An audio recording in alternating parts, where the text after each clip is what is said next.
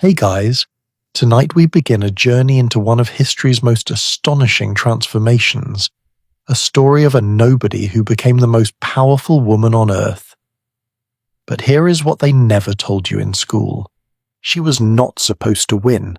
She was not even Russian.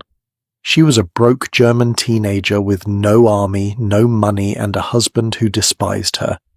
Yet somehow she outsmarted an empire. And the way she did it. Well, that is the part that will keep you up tonight. So before we dive deep into this incredible story together, I have a small favor to ask. If you enjoy uncovering the hidden truths of history with me, the scandals, the strategies, the secrets they conveniently left out of your textbooks, go ahead and hit that subscribe button. Give this video a like if it grabs you. And honestly, drop a comment telling me where you're watching from and what time it is there. Are you cozy in bed in California? Lying on your couch in London? I genuinely love hearing from you. And hey, dim those lights, get comfortable, maybe turn on a fan for that gentle white noise, and let us step back in time together. Ready? Let us begin. April 21st, 1729. A baby girl was born in a freezing castle in Stettin, a city you've probably never heard of in what is now Poland but was then Prussia. Her name was Sophie, not Catherine, Sophie. And if you had seen this baby that day, if you had looked at her family's crumbling estate and empty treasury, you would have laughed at the idea that she would one day rule the largest empire on earth. Because here is the thing. Sophie's family was noble in name only. They had the title, sure. Prince Christian August of Anhalt-Zerbst sounds impressive, right? But they were broke. Not, we need to budget this month broke. Genuinely impoverished. The kind of a noble family that had to choose between heating the castle or feeding the servants. Sophie's mother, Princess Johanna, was the only thing keeping them afloat. She had connections, good bloodlines, the kind of family tree that meant something in 18th century Europe, and Johanna was ambitious, ruthlessly so. She looked at her daughter, this bright, curious little girl, and she saw one thing, a bargaining chip, a way out, a lottery ticket. Now, I want you to imagine being Sophie. You're 14 years old. 14. You're fluent in French and German, you've been drilled in religion, music, history, all the things a proper princess should know. But you've also been told, over and over, that your family needs you to marry well, not for love, not for happiness, but for survival. The pressure on this teenager's shoulders was immense, and then one day, an invitation arrives that changes everything. Empress Elizabeth of Russia is looking for a wife for her nephew, the heir to the Russian throne. His name is Peter, and Johanna knows this is their shot, their only shot. So in January 1744, in the dead of winter, 15-year-old Sophie and her mother climb into a carriage and begin the long, freezing journey to Russia. Sophie had no idea that she would never see her homeland again. Never. For the remaining 52 years of her life, she would not once return to Germany. Think about that for a moment. 15 years old, leaving everything you have ever known, heading to a foreign country where you do not speak the language, to marry a boy you've never met, to become part of a family that could kill you if you step out of line. And when Sophie finally met Peter, it was a disaster. She later wrote in her memoirs, and yes, she wrote memoirs, we will get to that she found him immediately detestable. Those are her words, detestable. He was pale, sickly, obsessed with toy soldiers, and had a drinking problem at 16 years old. 16. They stayed at opposite ends of the palace. She could not stand him. But here is where it gets interesting, where you start to see the brilliance forming in this young girl's mind. Because Sophie realized something crucial. She might not be able to control who Peter was, but she could absolutely control who she became. And so, she made a decision that night, a decision that would define her entire life. She was going to become more Russian than the Russians. Think about the audacity of that. This German teenager decided she was going to out-Russian everyone at court, including the actual Russians, and she started immediately. First, she converted from Lutheranism to Russian Orthodoxy. She took a new name, Catherine, not Sophia, the Russian version of Sophie. Catherine, Yekaterina Alexeyevna. She studied the Orthodox faith with an intensity that shocked everyone. But it was the language that really showed her determination. Catherine did not just learn Russian. She obsessed over it. And here is the detail that absolutely floors me every time.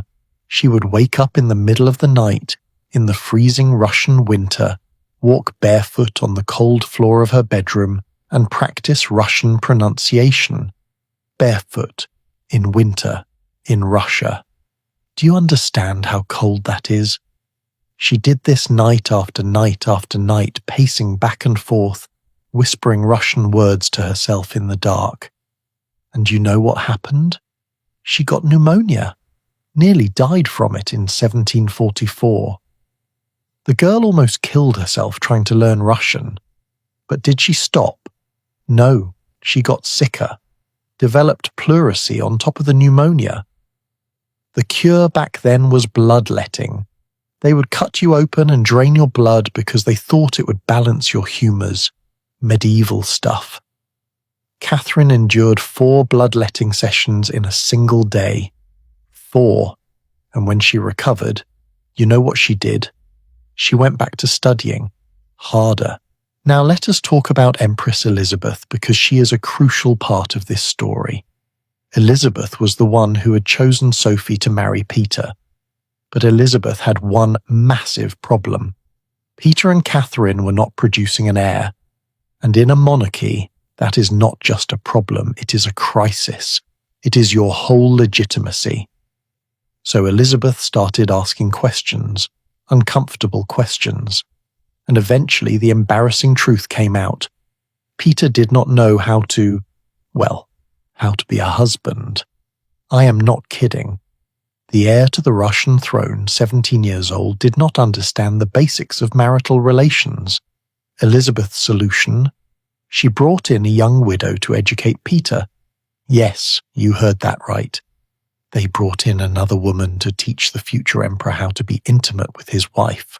And apparently Peter proved to be a receptive student, because 9 years after their marriage, 9 years of waiting, of humiliation, of everyone at court whispering about Catherine's failure to produce an heir, she finally became pregnant. On October 1st, 1754, Catherine gave birth to a son. They named him Paul. He was the heir to Russia, the future emperor. Everyone celebrated. But here is the secret that Catherine later revealed, a secret that would haunt Russian history. She claimed Paul was not Peter's son. She said the father was Sergei Saltykov, a handsome young officer at court, her lover, which would mean the entire Romanov line from that point on was illegitimate. Now, historians actually debate this. Some say she was telling the truth. Others say she made it up later to undermine Paul when they had their falling out. And here is the funny part, the evidence against Catherine's claim. Paul grew up looking exactly like Peter, stout, ugly, kind of awkward, whereas Catherine and Sergei were both reportedly gorgeous. So basically, historians debunked this scandal using 18th century hot or not. If that does not make you smile, I do not know what will. But think about what those 9 years must have been like for Catherine. 9 years of failure in everyone's eyes, 9 years of whispers, of Empress Elizabeth's disappointment, of wondering if she would be sent away, divorced, disgraced. And she could not control Peter, could not fix him, could not force him to be someone he was not. But what she could control was herself, her education, her relationships, her reputation. And so while Peter played with his toy soldiers and got drunk, Catherine read. She read everything. Voltaire, Montesquieu, Tacitus. She read books on philosophy, on power, on politics. She was not just learning Russian language and culture. She was learning how empires worked, how power really functioned, and she was building relationships carefully, strategically, with the right people, the military officers, the noble families, the people who actually ran Russia. See, here is what I find so fascinating about this period of Catherine's life, those early years in Russia before she took power. She was in what most people would consider an impossible situation. Foreign-born, no power base, married to an idiot, constantly watched and judged. Most people in that position would have given up, or at least just accepted their fate as a decorative princess. But Catherine was playing chess while everyone else was playing checkers. She understood something profound about power. It is not about your starting position. It is about patience, strategy, and being ready when your moment comes. Because here is the real lesson from this part of Catherine's story, the part they never emphasize in history class. Sometimes the most powerful thing you can do is wait. Not passive waiting, active waiting, learning, building, preparing. Catherine spent nearly 18 years preparing. 18 years of humiliation, of being looked down on, of watching her husband make a fool of himself and embarrass her. And she could have lashed out, could have complained, could have demanded better treatment. But she did not. She smiled. She studied. She made allies. And she waited. And that patience, that calculated, strategic patience, it was about to pay off in the most spectacular way imaginable. Because in 1762, Peter would finally become emperor, and his reign would last exactly 6 months before Catherine made her move. But how does a foreign-born woman with no army overthrow the Emperor of Russia? How does she convince the most powerful military in Europe to follow her instead of their crowned emperor? Well, that is where our story gets really interesting. And that is exactly what we're going to explore next. Because the coup that Catherine pulled off, the speed, the precision, the sheer boldness of it, it is one of the most brilliant power grabs in human history. So stay with me, because you are not going to believe what happens next. So you're probably wondering, what was it actually like to be married to Peter? I mean, we talked about him being detestable, about the toy soldiers, about his drinking. But let me paint you a fuller picture, because the reality was so much stranger and sadder than you might imagine. Picture this. You're Catherine, now in your 20s. You've done everything right. You've learned Russian, converted to Orthodoxy, produced an heir. You've played by all the rules. And your reward? You get to watch your husband play with dolls. No, seriously. Peter had a massive collection of toy soldiers, hundreds of them, maybe thousands, and he was not just casually interested, he was obsessed. He would spend entire days arranging them in battle formations on tables in his rooms, staging elaborate military campaigns, a grown man, the future Emperor of Russia, playing with action figures.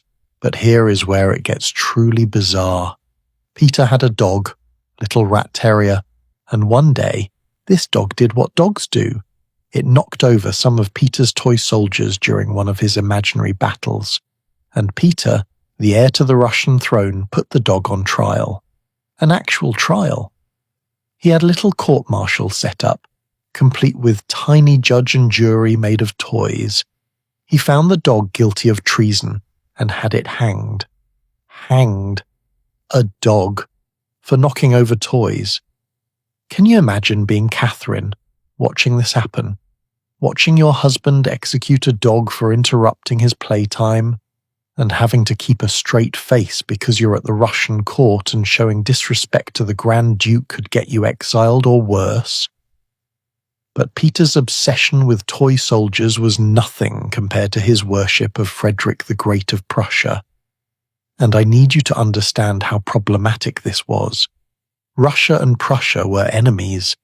They'd been fighting for years in what historians call the 7 Years' War. Russian soldiers were dying fighting Prussian soldiers, and Peter had a shrine to Frederick in his room. Paintings, portraits, busts.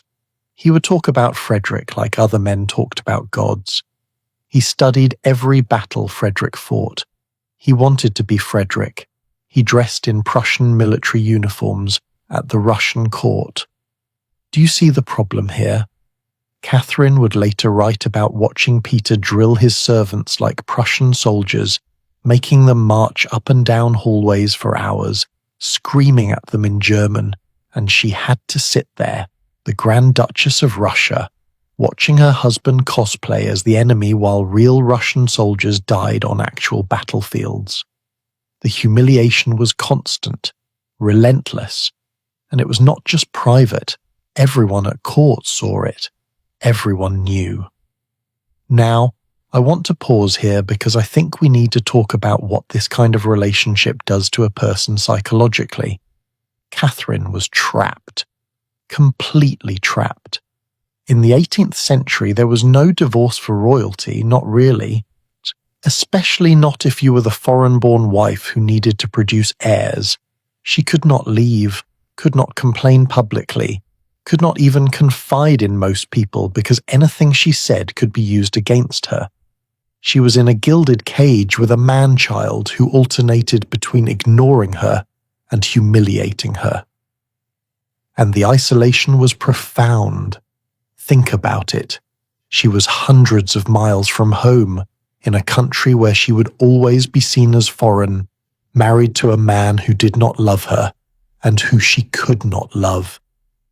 Empress Elizabeth watched her constantly, suspicious of everything she did. The other courtiers saw her as an outsider. She had to be careful about who she befriended, what she said, how she acted. One wrong move and she could lose everything. So what did Catherine do? She built herself an escape that no one could take away from her. She read. And not just casual reading. We're talking about a systematic self-education program that would make modern graduate students exhausted just thinking about it. While Peter played with toys, Catherine was reading Plato, Montesquieu, Voltaire, Tacitus. She read political philosophy, history, law, science. She read in French, in German, and increasingly in Russian. She was essentially giving herself a university education in political theory and statecraft. And here is what I find so moving about this. Reading was not just educational for Catherine, it was survival. Every book was a window out of her prison. Every philosophical text was a conversation with minds greater than anyone at the Russian court. When she read Voltaire's ideas about enlightened governance, when she studied Montesquieu's theories about separation of powers, she was not just learning abstract concepts. She was imagining a different Russia, a Russia she might someday lead, a Russia where reason and progress mattered more than toy soldiers and Prussia worship. There is this letter she wrote much later, after she became empress, where she said, "I arrived in Russia with no preconceptions. I was very well disposed to believe whatever I was told to believe and to do whatever was demanded of me." But then she said something really telling. "But the utter vacancy in which I was left, and my isolation, led me to observe, to study, and to profit from every circumstance." Utter vacancy. That is how she described her marriage. Empty. But she turned that emptiness into opportunity. Now, let us compare this to other political marriages in history, because I think it helps us understand just how uniquely terrible Catherine's situation was. Take Marie Antoinette and Louis XVI of France, also an arranged marriage, also had problems in the bedroom initially, also ended badly. But Louis, for all his faults, was not actively cruel to Marie Antoinette. He was awkward and indifferent, sure, but not sadistic. Or look at Eleanor of Aquitaine and Louis VII. That marriage failed, but Eleanor got an annulment and went on to marry Henry II and became one of the most powerful women in medieval Europe. She had options, eventually. But Catherine had something different. She had a husband who was not just incompetent but actively destructive. Peter did not just ignore Russia's interests, he worked against them. He did not just fail to love Catherine, he seemed to enjoy humiliating her. There is this incident that really captures it. At a dinner party, in front of the entire court, Peter called Catherine a fool, out loud, at the dinner table. He got drunk as usual and just started mocking her intelligence in front of everyone. And Catherine had to sit there, smile, and pretend it did not hurt. Because showing weakness at the Russian court was dangerous. Do you know what that does to a person? Being called stupid in public when you're actually the smartest person in the room? When you've been reading political philosophy while your husband plays with toys, it creates this fascinating combination of rage and determination, and you can see it in how Catherine started to move. Slowly, carefully. She began cultivating relationships with people who mattered, military officers who were tired of losing wars because of Peter's pro-Prussia stance, nobles who saw Peter's immaturity and worried about Russia's future, court officials who recognized Catherine's intelligence even if they could not acknowledge it openly. She was not plotting a coup, not yet, but she was building a network, a foundation. Because Catherine understood something that Peter never did. Power in Russia did not actually come from the crown. It came from the army, the nobility, and the Orthodox Church. And Peter was alienating all three. The army hated him because of his Prussia worship. The nobility was nervous because he was unpredictable and kept threatening their privileges. The church was suspicious because he talked about Protestant ideas and made fun of Orthodox traditions. Peter was systematically destroying every pillar that held up the Russian throne, and he had no idea he was doing it. Meanwhile, Catherine was doing the opposite. She attended Orthodox services faithfully. She learned Russian customs and celebrated them. She was respectful to the nobility. She befriended the military officers' wives. She was becoming Russian in a way that Peter, who was actually born closer to Russia than Catherine was, would never manage. And here is the modern parallel that I think is so relevant. How many times have you seen someone in a position they did not earn, someone incompetent and arrogant, making life miserable for everyone around them? Maybe it is a boss who got promoted because of connections. Maybe it is a colleague who takes credit for others' work. Maybe it is a leader who values loyalty over competence. Peter was that person at the highest possible level, and Catherine was the competent one who had to smile and pretend she did not notice. But Catherine was learning something crucial during these years of humiliation. She was learning exactly what not to do. Every stupid decision Peter made, every bridge he burned, every ally he alienated. She was taking notes. Mental notes. She was studying power by watching someone spectacularly fail at wielding it. There is this concept in leadership theory called learning from negative examples. Sometimes the best teacher is watching someone do everything wrong. And Peter was a masterclass in how to lose an empire. He taught Catherine through his failures exactly how fragile power really is, how it depends on relationships, on perception, on knowing when to be strong and when to be subtle. Peter had the title, the crown, the authority, but he had no idea how to actually use power. And Catherine was learning that having power and knowing how to use it are two completely different things. By 1761, things were reaching a breaking point. Empress Elizabeth was dying. Everyone knew it. And everyone also knew that when Peter became emperor, things were going to change drastically. And not in a good way. Catherine could feel it. The tension, the worry, the way people looked at Peter and then looked at her as if calculating, as if wondering, as if asking themselves a question they could not quite voice. Is there another way? And then, in January 1762, Elizabeth died.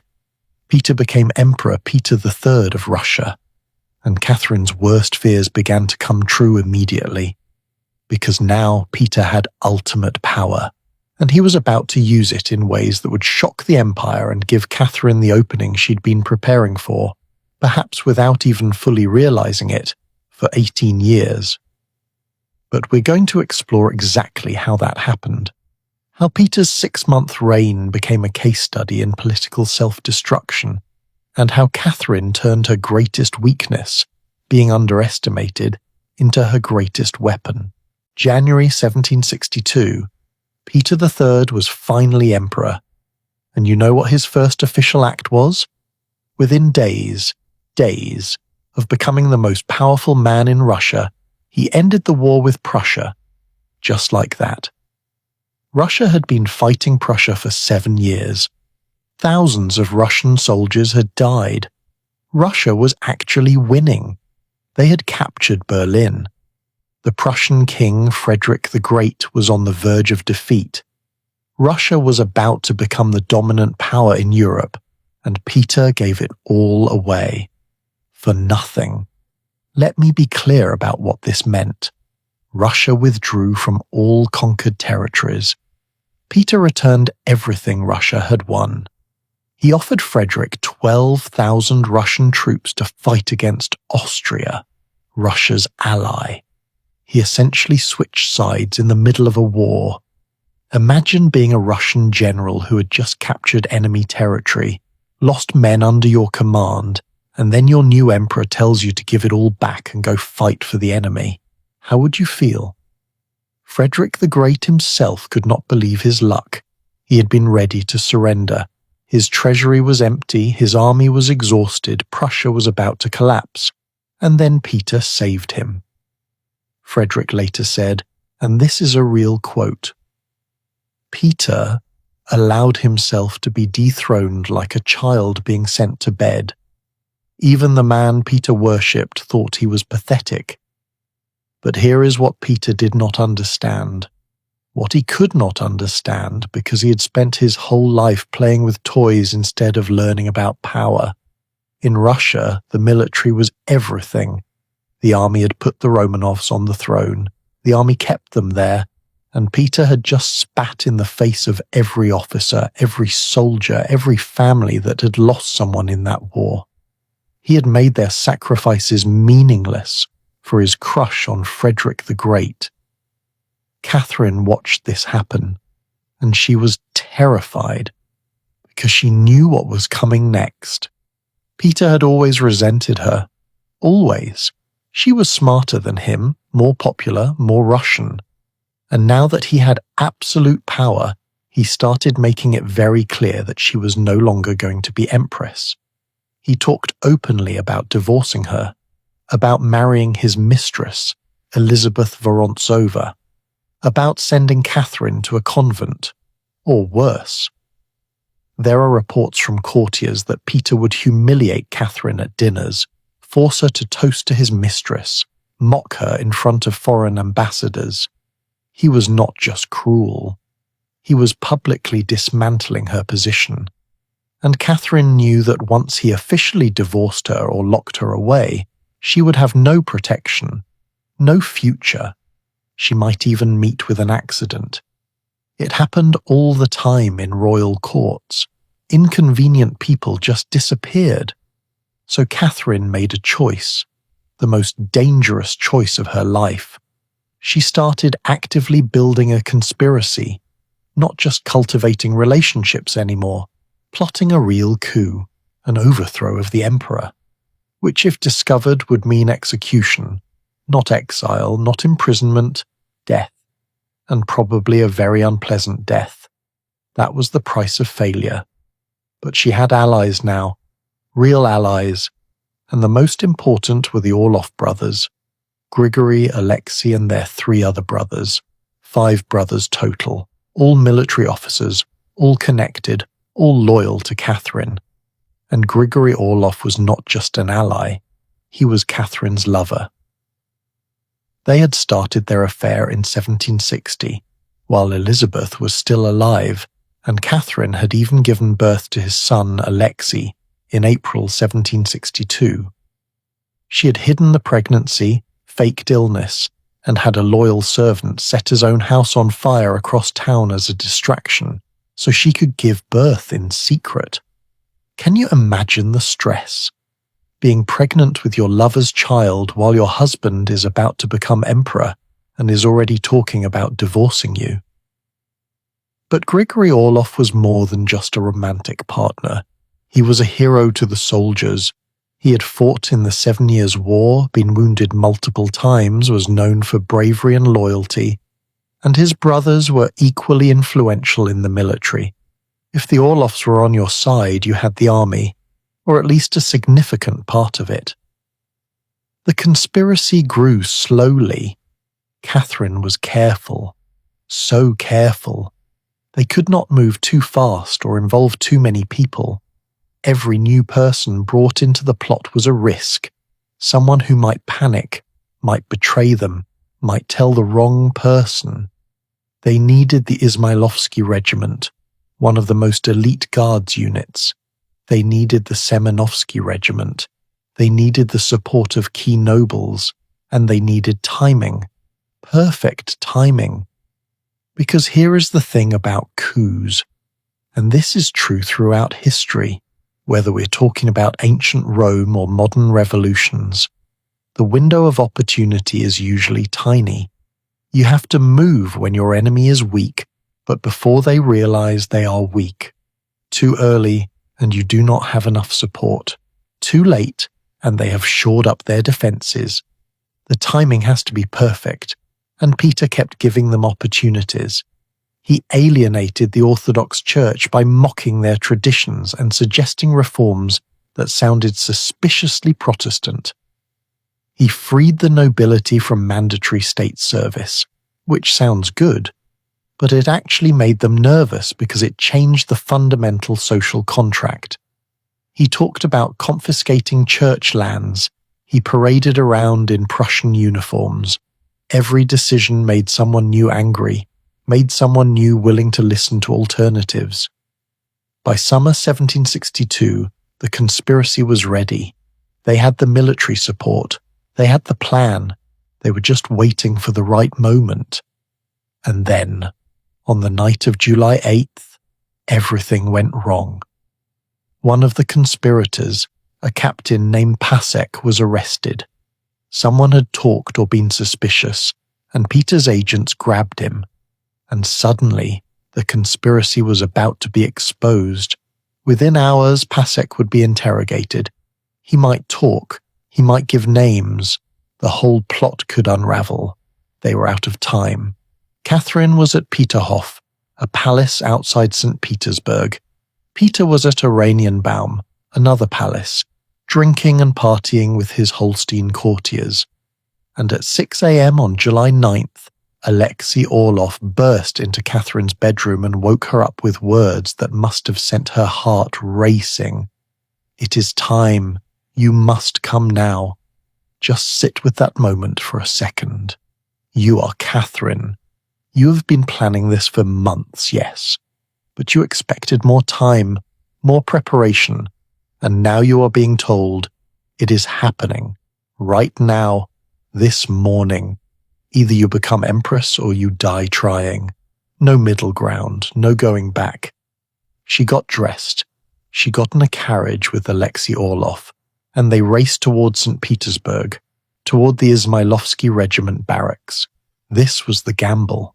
If the soldiers supported Peter, Catherine would be arrested within the hour and probably executed by nightfall. If they supported her, well, then everything changed. They arrived at the barracks. Catherine stepped out of the carriage, and she did something brilliant. She did not demand. She did not command. She asked. She went to the soldiers and she said simply, "They want to kill me. Will you protect me?" Think about the psychology of that. She did not say, "I am overthrowing the emperor." She said, "I need protection." She made it about defending her, not attacking Peter. She put the moral weight on the soldier's side, and it worked. A priest came forward and blessed her. The soldiers knelt. They swore allegiance. One regiment. Then they marched to the Semenovsky barracks. Those soldiers joined too. Then the Preobrazhensky regiment. Within hours, Catherine had 14,000 troops behind her. And here is what absolutely fascinates me about this coup. It was bloodless. At this point anyway, not a single shot was fired. Peter was at Oranienbaum completely unaware. He thought he was still emperor. He woke up that morning planning what to do about that annoying wife of his, and by noon he no longer had an empire. Catherine rode into St. Petersburg at the head of the army. She went to the Kazan Cathedral where the clergy were waiting. They proclaimed her empress and sole ruler of Russia, not regent, not co-ruler, sole ruler, Catherine II. And the crowd went wild. People were celebrating in the streets, because here is the thing. Peter had been emperor for 6 months and everyone hated him. Everyone. The soldiers hated him for betraying them. The church hated him for mocking them. The nobles were nervous about his erratic behavior, and the common people saw him as foreign and weak. Catherine, the German princess, was somehow more Russian than the Russian-born emperor. How did that happen? Because she had spent 18 years making it happen. 18 years of learning the language, practicing the faith, respecting the traditions, building the relationships. She had become Russian through sheer will and effort, and now Russia was choosing her. Peter, meanwhile, finally got the news, and his response was so pathetic it would be funny if it were not so tragic. He panicked, completely fell apart. He tried to rally troops, but no one came. He tried to negotiate, offering to share power with Catherine. She refused. He tried to flee to Prussia, but could not organize it. And finally, on July 9th, the same day Catherine took power, Peter signed a document of abdication. He gave up the throne. After 6 months, without a fight, Frederick the Great, the man Peter had worshipped his entire adult life, the man he had saved from defeat, heard about this and made that quote I mentioned earlier about Peter being dethroned like a child being sent to bed. Even Frederick, who benefited from Peter's incompetence, thought he was ridiculous.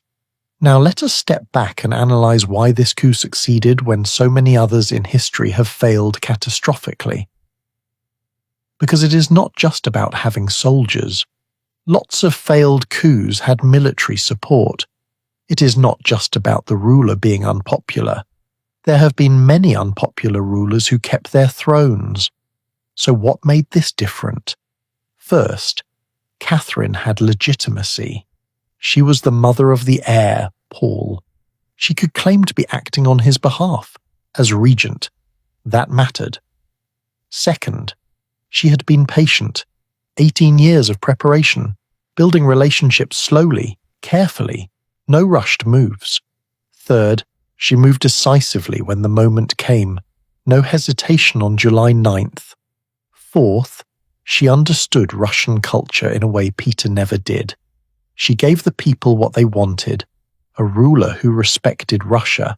And fifth, perhaps most importantly, Peter had isolated himself so completely that when the crisis came, he had no one.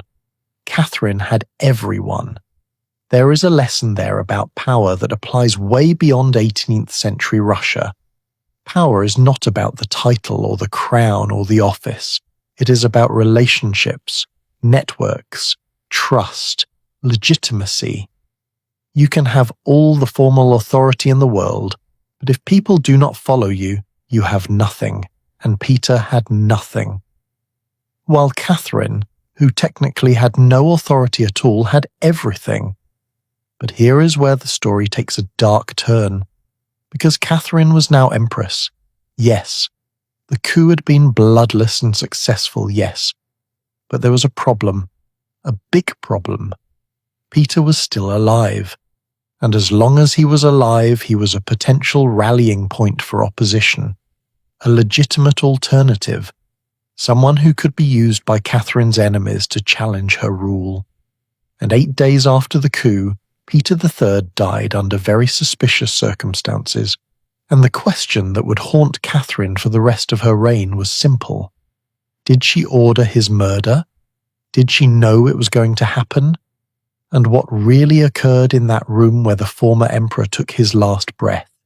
July 17th, 1762, 8 days after Catherine became empress, and on that day, in a small palace called Ropsha, about 30 miles outside St. Petersburg, former Emperor Peter III died.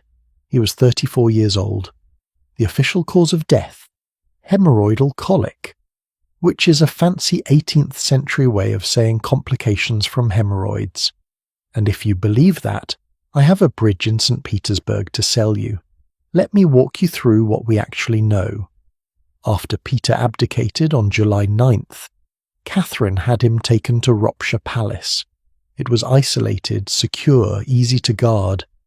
Peter was kept there under what we might generously call house arrest, and the people guarding him, Alexei Orlov and his men. Alexei, remember, was the brother of Grigory Orlov, Catherine's lover, and the man who had helped orchestrate the coup. So already, we're not exactly talking about a neutral security detail here. We have a letter, an actual historical document. Alexei Orlov wrote it to Catherine on July 17th, and it has survived. Let me read you part of it because the language is absolutely chilling. Little mother, merciful sovereign, how can I explain what has happened? You will not believe your faithful servant, but before God I will speak the truth. Little mother, I am ready to go to my death, but I myself do not know how this misfortune occurred. We are lost if you do not have mercy. Read that again. I myself do not know how this misfortune occurred. What does that even mean? He goes on to describe Peter getting into a fight with other guards during dinner and how they tried to separate everyone, but somehow Peter ended up dead. Just somehow. An accident, he claims. A terrible accident. But here is what makes this so suspicious. Alexei Orlov was a soldier, a trained military officer, a man who had survived actual combat in the 7 Years' War. And we're supposed to believe he could not control a situation with one drunken former emperor and a handful of guards? That it just accidentally resulted in death? Come on. The official autopsy said hemorrhoidal colic with severe inflammation causing apoplexy. Apoplexy is what they called strokes back then. But when historians analysed this diagnosis later, they said, that makes no sense medically. Hemorrhoids do not cause strokes in healthy 34-year-old men, not in 8 days. What causes sudden death in that time frame? Poisoning, strangulation, blunt force trauma to the head, those kinds of things. But we will never know for sure exactly what happened in that room, because everyone who was there had a motive to lie. What we do know is that Peter was alive on July 9th, and dead on July 17th, and the people guarding him were loyal to Catherine, and Catherine became the undisputed ruler of Russia the moment he died. Now the big question, did Catherine know this was going to happen? Did she order it? And this is where it gets psychologically complex because we have to think about plausible deniability.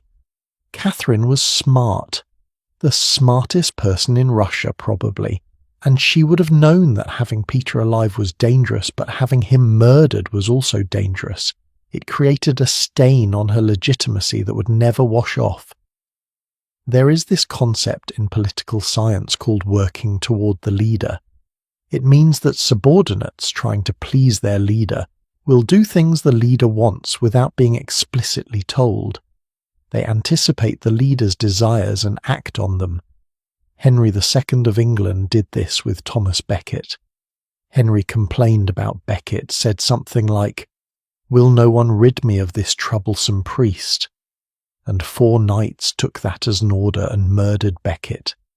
Henry claimed he never wanted that. Maybe he was telling the truth. Maybe he was not. But the knights thought they were doing what he wanted. Did something similar happen with Catherine and Peter? Did the Orloff brothers think they were doing Catherine a favour, solving a problem she could not publicly ask them to solve? We do not have evidence that Catherine gave an explicit order, but we also do not have evidence that she did not. And the fact that Alexei Orlov felt he needed to write that letter, that defensive, nervous letter, suggests he knew this looked bad, really bad. What we do have is Catherine's reaction when she found out, and this is documented. She said, "My glory is spoilt. Posterity will never forgive me. Not, how terrible. Not, who did this? But my glory is spoilt." As if she understood immediately that this death, regardless of her involvement, would define how history remembered her. And she was right. We are still talking about it 260 years later. Think about what that statement reveals. Catherine was thinking about her legacy in the immediate aftermath of her husband's death. Not about grief, not about justice, but about how this would look. Which tells us something about Catherine. She was always thinking 3 steps ahead, always calculating, which is what made her a brilliant ruler. But it also makes you wonder, how much did she calculate about Peter's death? Let me give you some context by comparing this to other suspicious royal deaths throughout history. Edward II of England, deposed in 1327, supposedly died in Berkeley Castle under mysterious circumstances. The rumour was he was murdered with a red-hot poker in a particularly gruesome way. Edward V and his brother, the princes in the Tower, disappeared in 1483 and were probably murdered on orders from Richard III. Tsar Paul I, Catherine's own son, was murdered in 1801 in a coup that his son Alexander almost certainly knew about in advance. Suspicious royal deaths are almost a tradition in monarchy, but here is what makes Peter's death different from those examples. In most cases, the murder was politically necessary and therefore justifiable in the eyes of those who did it. The princes in the Tower were potential rival claimants. Edward II had been deposed but could have been restored. Paul I was an erratic, dangerous tyrant. But Peter had already abdicated. He had signed the papers. He was no longer emperor. He was just a sad, pathetic former ruler locked in a palace. Killing him was not strictly necessary. It was precautionary, unless you think about it from a different angle. What if Peter had not really accepted his deposition? What if he was plotting already, even in those 8 days? What if he was trying to communicate with Frederick the Great or with loyalists in the military? We know Frederick thought Peter was weak, but we also know Prussia benefited from having Peter instead of Catherine on the throne. What if there really was a plot to restore Peter, and the Orlovs found out about it? I am not saying that is what happened. I am saying we do not know, and that uncertainty is part of what makes this so haunting. Because Catherine went on to rule for 34 more years. She became one of the greatest rulers in Russian history. She expanded the empire, modernized the country, patronized the arts, corresponded with philosophers. She became Catherine the Great. But that shadow was always there. The shadow of July 17th, 1762, and you have to wonder, did it haunt her? There are moments in her later correspondence where she seems defensive about it. She insists in her memoirs that Peter's death was unexpected, that she'd been planning to keep him alive in comfortable confinement. But she also does not investigate it, does not punish anyone, does not even really acknowledge the suspicious circumstances publicly. She just moves on, which could mean she was innocent and knew pursuing it would make things worse, or it could mean she was guilty and wanted it buried. Here is another angle to consider, the psychological toll. Let us say, for argument's sake, that Catherine did not order Peter's death but suspected the Orloffs did it to help her. How do you process that? You're in debt to these men for putting you on the throne. Grigory Orloff is your lover, the father of your child. His brother may have just committed murder to secure your position. Do you punish him? Do you thank him? Do you pretend you do not know? What does that do to your soul? There is a brutality to power that I think we sometimes miss when we read history books. We see the dates, the battles, the treaties, the accomplishments. We see Catherine the Great as this enlightened despot who brought culture and progress to Russia. But we forget that the foundation of her power was built on violence, not just Peter's death. We will talk later about how she crushed peasant rebellions, about the wars she fought, about the people who suffered under her rule. But it started here, with a death in a palace that was just a little too convenient. Now compare Catherine's situation to other leaders who came to power through questionable means. Look at Augustus Caesar. He was part of the conspiracy to kill Julius Caesar, fought a civil war, and eventually became the first Roman emperor. He brought peace and prosperity to Rome, but it was built on betrayal and bloodshed. Or think about Queen Elizabeth of England. She did not personally order Mary Queen of Scots' execution. She signed the death warrant, sure, but then claimed she never meant for it to be carried out. Plausible deniability again. And Elizabeth is remembered as one of England's greatest monarchs. The question becomes, does the end justify the means?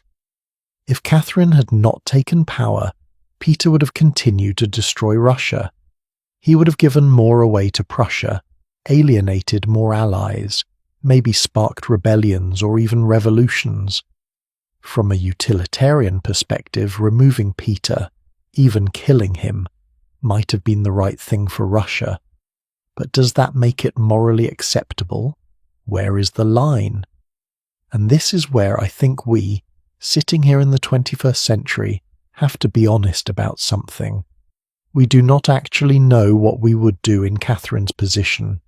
It is easy to judge from a distance, to say, well, I would never condone murder, but would you? If you had worked for 18 years to survive, to build a future, and suddenly you were in power, but your enemy was still alive and could come back at any moment and destroy everything, what would you do? I am not saying murder is right. I am saying that moral clarity is a lot easier when your life is not at stake. Catherine made a choice, or allowed a choice to be made on her behalf. And that choice gave her the throne but cost her something too. That statement, "My glory is spoilt," it was not just about reputation. I think it was about how she saw herself. Catherine fancied herself an enlightened ruler, a philosopher queen inspired by Voltaire and reason and progress. And here she was, empress because of a coup and possibly a murder. The contradiction between her ideals and her reality must have been profound. But you know what is remarkable? She did not let it destroy her. She did not spiral into guilt or paranoia or cruelty, the way some rulers do after gaining power through violence. Instead, she seemed to channel it, to prove that Peter's death, however it happened, had been worth it because of what she would accomplish. She needed to be great to justify the cost. And maybe that is why she succeeded. Because she had to. Because anything less would mean that death had been for nothing. There is one more thing I want to point out about this whole situation, and it is about the nature of truth in history. We will never know exactly what happened on July 17th, 1762. The people who knew are all dead. The evidence is contradictory and incomplete. We can analyze, we can theorize, we can make educated guesses, but certainty, that is gone. And maybe that is the real point. Power at this level exists in a realm of shadows and uncertainties. The truth gets buried, deliberately or accidentally, and what survives is narrative, story, legend. And Catherine understood that. She understood that controlling the narrative was just as important as controlling the army, maybe more important. So did Catherine the Great murder her husband? I cannot tell you definitively. What I can tell you is that she benefited from his death, that the people who guarded him were her allies, that the circumstances were suspicious, and that she never really tried to find out what happened. Make of that what you will. But remember this, Catherine went on to rule for 34 years, and in those years she transformed Russia. Whether that transformation justified its bloody beginning is a question each of us has to answer for ourselves. But there is no question that from this dark moment emerged one of the most powerful reigns in history, and the question now is, how did she use that power? What did she actually do once the throne was secure? Because the story you've been told about Catherine's lovers is probably wrong. The myths, the scandals, the whispers, there is truth there, yes, but it is far more complex and far more interesting than the gossip suggests. Here is something that might surprise you. For over 2 centuries, Catherine the Great has been portrayed as history's most notorious nymphomaniac. The rumours are wild. Endless sexual appetite, dozens of lovers, orgies, depravity, and every single history class, every documentary, every pop culture reference seems to repeat these stories as fact. But let me give you some actual numbers and watch how the narrative completely changes. From 1752 to 1796, that is 44 years, Catherine had 12 romantic relationships. 12, over 44 years. Let us do the math together. That is an average of 1 relationship every 3.5 years. Most of these relationships lasted 2 years or longer. Some lasted a decade. Does that sound like a sex-crazed maniac to you? Or does it sound like someone who had serial monogamous relationships over the course of her adult life? But here is the kicker. While Catherine's 12 partners over 44 years made her a scandal, her male contemporaries were doing far worse and nobody blinked. Louis XV of France had hundreds of mistresses, literally hundreds. He had an entire mansion, the Parc aux Cerfs, dedicated to housing his conquests. Augustus the Strong of Poland claimed to have fathered over 300 children. 300. And these men are remembered as, what? Virile. Powerful. Meanwhile, Catherine, with her 12 relationships, is remembered as a deviant. Why? I think you know why. Because she was a woman. And worse, she was a woman with power. And there is nothing that threatens patriarchal society more than a woman who has both power and sexual agency. So they turned her into a monster. A cautionary tale, a joke, anything to undermine what she actually accomplished. But let us talk about what was really going on with these relationships, because this is where it gets fascinating. Catherine did not just take lovers, she integrated them into her political machine. These were not random affairs, they were strategic partnerships that served both emotional and governmental purposes. And understanding this changes everything about how we see Catherine's reign. let us start with Stanislaus Poniatowski, because his story is absolutely wild and we have not really talked about him yet. Catherine met him in 1755 when she was 26 and he was 23. He was Polish, handsome, cultured, spoke multiple languages. He was working as a diplomat in St. Petersburg, and Catherine fell for him. Hard. This was not some calculated political move. This was genuine passion. She was stuck in a nightmare marriage with Peter, remember, and Stanislaus was everything Peter was not. Intelligent, refined, attentive. They had an affair that lasted several years. Catherine became pregnant and gave birth to a daughter, Anna, in December 1757. But the baby died after just over a year. Can you imagine the grief? Having a child with the man you love in secret, while married to a man you despise, and then losing that child? Catherine rarely wrote about Anna, but the silence speaks volumes. Now, here is where the political genius comes in. In 1763, a year after Catherine became empress, Poland was choosing a new king, and Catherine saw an opportunity.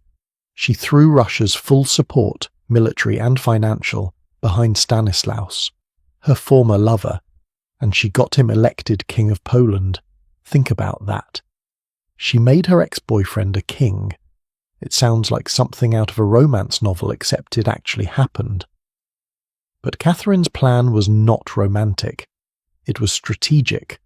She thought Stanislaus would be grateful, loyal, basically a puppet king who would do what Russia wanted. She would control Poland through him. Brilliant, right? Except it backfired spectacularly. Because Stanislaus, once he actually became king, started acting like a real king. He implemented reforms to strengthen Poland's independence. He tried to break free from Russian influence. He turned out to have principles. Who knew? Catherine was furious, betrayed. She had given him a throne, and he used it against her interests. So what did she do? She forced him to abdicate. She led the effort to partition Poland, to literally break the country into pieces and divide it among Russia, Prussia and Austria. The Polish-Lithuanian Commonwealth, one of Europe's great powers, ceased to exist, and it was partly because Catherine's ex-boyfriend would not stay in his lane. There is something deeply human about this, right? A relationship that started with genuine love and ended with geopolitical destruction. And I think it reveals something important about Catherine. She could separate her personal feelings from political necessity. When Stanislaus stopped being useful to Russia, their past relationship did not save him. Cold? Maybe. But that ruthlessness was part of what made her effective. Now let us talk about Grigory Potemkin, because this is the relationship that really defined Catherine's emotional life. We have talked about Grigory Orlov, the coup partner, Catherine's lover who helped put her on the throne.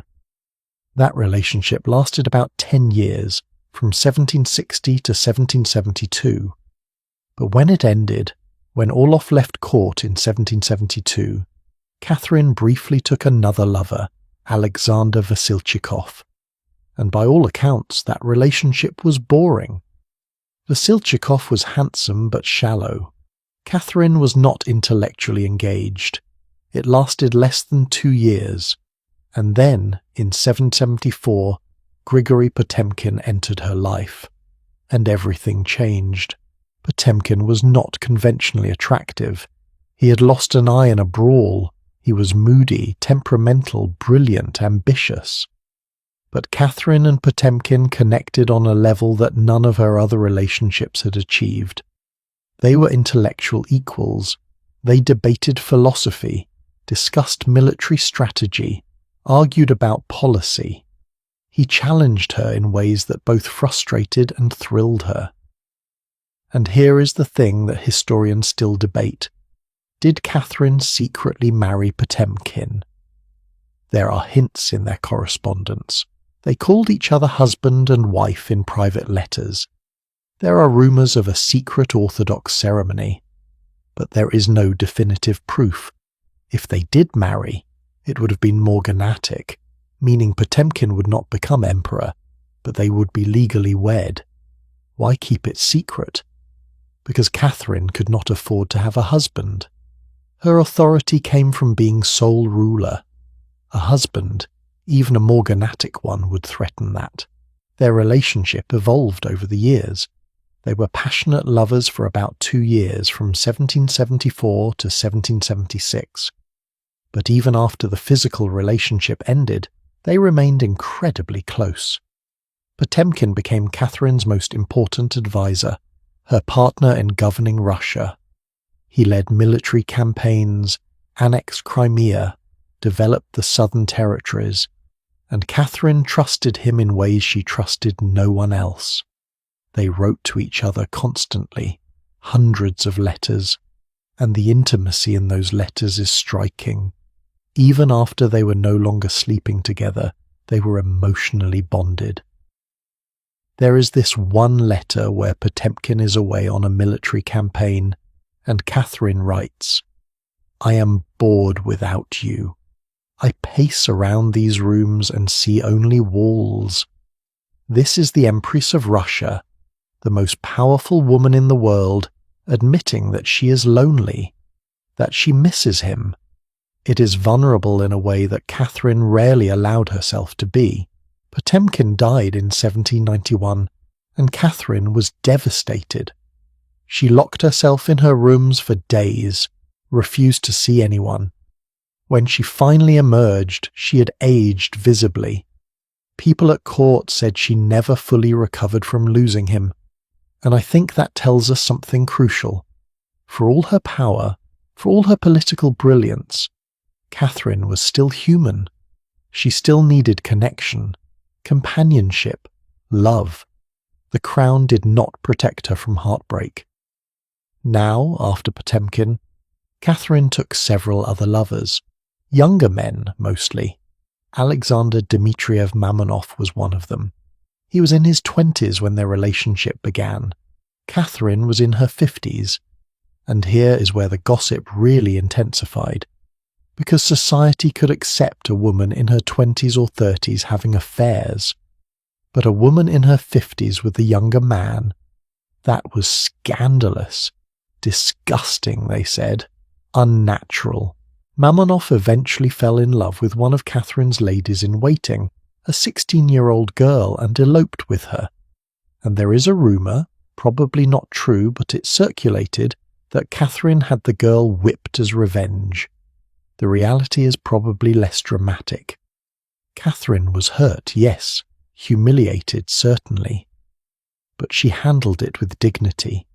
She gave the couple money and properties and sent them away from court. Not exactly the action of a vengeful monster. But the scandal points to something bigger, the double standard that Catherine faced. When older kings took young mistresses, which happened constantly throughout history, it was expected, a sign of their virility. But when Catherine did the equivalent, it was proof of her depravity, and this double standard was weaponized against her by her enemies, particularly Frederick the Great of Prussia. Frederick, remember, had benefited enormously from Catherine's husband's stupidity. But Catherine was no fool, and Frederick knew it. He could not defeat her politically or militarily, so he attacked her reputation instead. He is the one who said, and this quote is documented about Catherine, "A woman is always a woman, and, in feminine government, the cunt has more influence than a firm policy guided by straight reason." Read that again. This is one of the most powerful men in Europe, and his criticism of Catherine, a woman who expanded Russia by 200,000 square miles, who modernized the government, who made Russia a dominant European power, was essentially, well, she's a woman, so obviously she's ruled by her genitals. The misogyny is breathtaking, and it worked. Those attitudes shaped how Catherine was remembered for centuries. Even her own son, Paul, who hated her for various reasons, passed a law after she died forbidding women from ever ascending to the Russian throne again. Think about that. Catherine ruled successfully for 34 years, transformed Russia, and her son's response was to make sure no woman could ever do it again. The sexism was institutional. But here is what I find most interesting about Catherine's approach to her lovers. She was open about them. She did not sneak around or hide them in separate palaces. She brought them to court, gave them official positions, acknowledged them publicly. Why? Because she understood that secrecy creates vulnerability. Secrets can be exposed, used as blackmail, weaponized. But if you are open about something, it loses its power to harm you.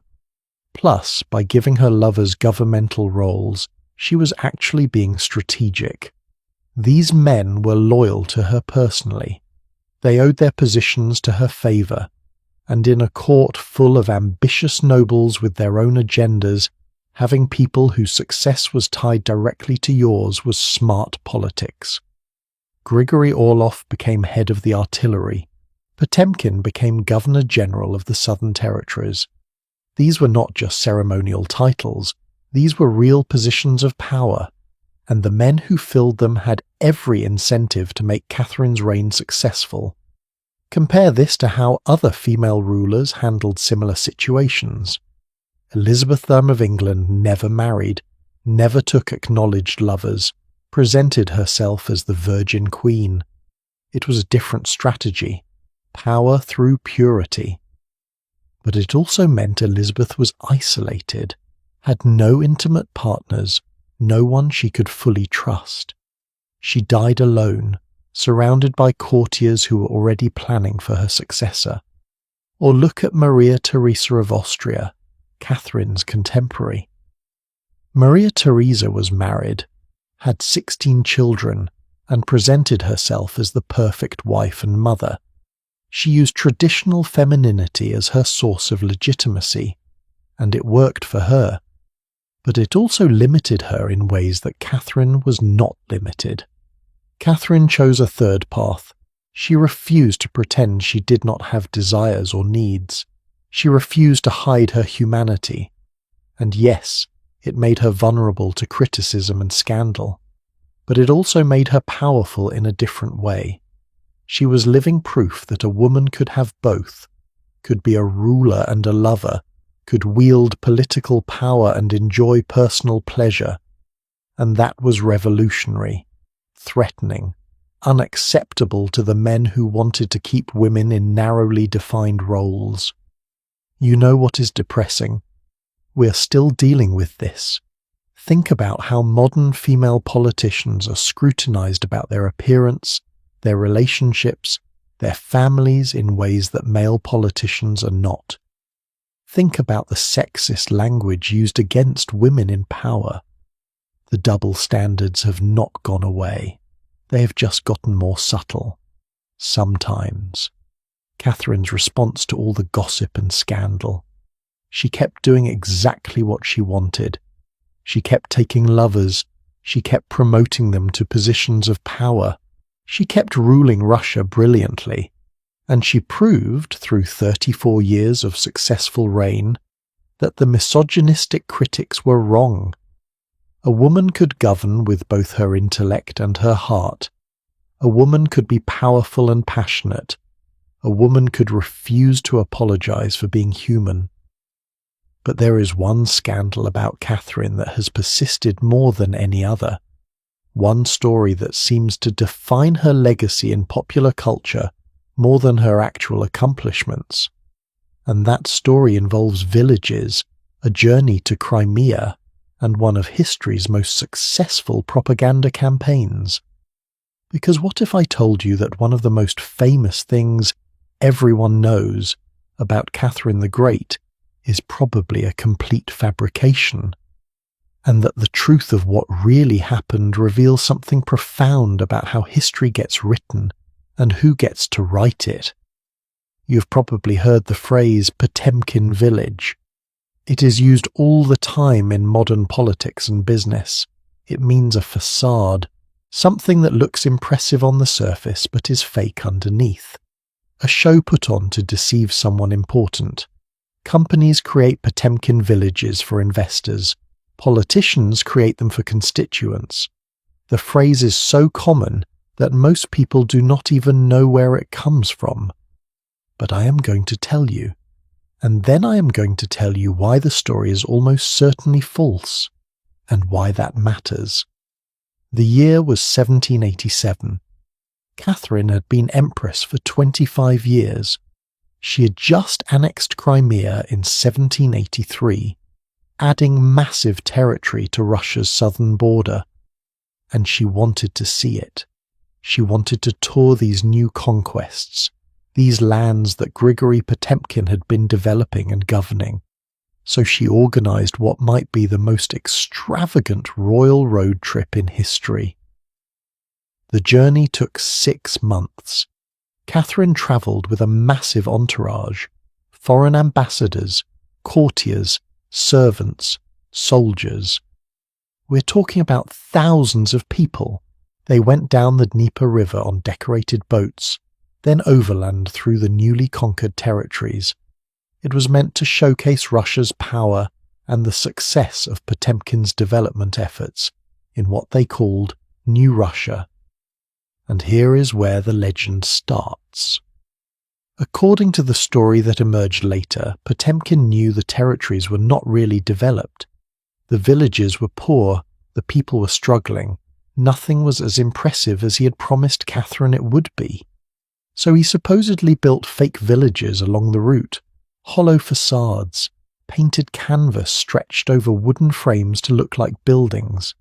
He hired peasants to dress up and wave cheerfully as Catherine passed by. Then, once she moved on, they would dismantle everything and move it further down the route to reuse it. A travelling set piece. A con game on an imperial scale. It is a great story, right? It has everything. Deception, ambition, theatrical flair. And it perfectly fits the narrative of Catherine as a foolish woman surrounded by scheming men who manipulated her. The idiotic empress who was so easily fooled that her lover could literally build fake villages and she would not notice. It makes Catherine look stupid, and Potemkin look like a scheming charlatan. And that is exactly why the story was invented. Because here is the thing. Modern historians, actual academics who have studied the primary sources, say this almost certainly never happened, or at the very least it has been wildly exaggerated. Let me walk you through why. First, who started this rumour? A Saxon diplomat named Georg von Helbig. He was not even on the trip. He was not an eyewitness. He heard it from someone else and wrote about it years later in 1797, after both Catherine and Potemkin were dead and could not defend themselves.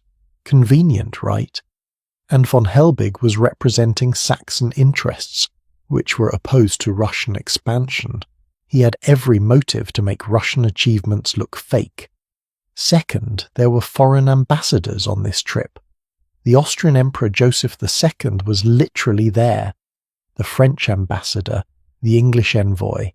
These were sophisticated, educated men who had travelled extensively. Are we really supposed to believe they were all fooled by painted canvas? That not one of them noticed they were looking at fake buildings? That not one of them mentioned it in their detailed reports back home? Because we have those reports. And none of them mention fake villages. None.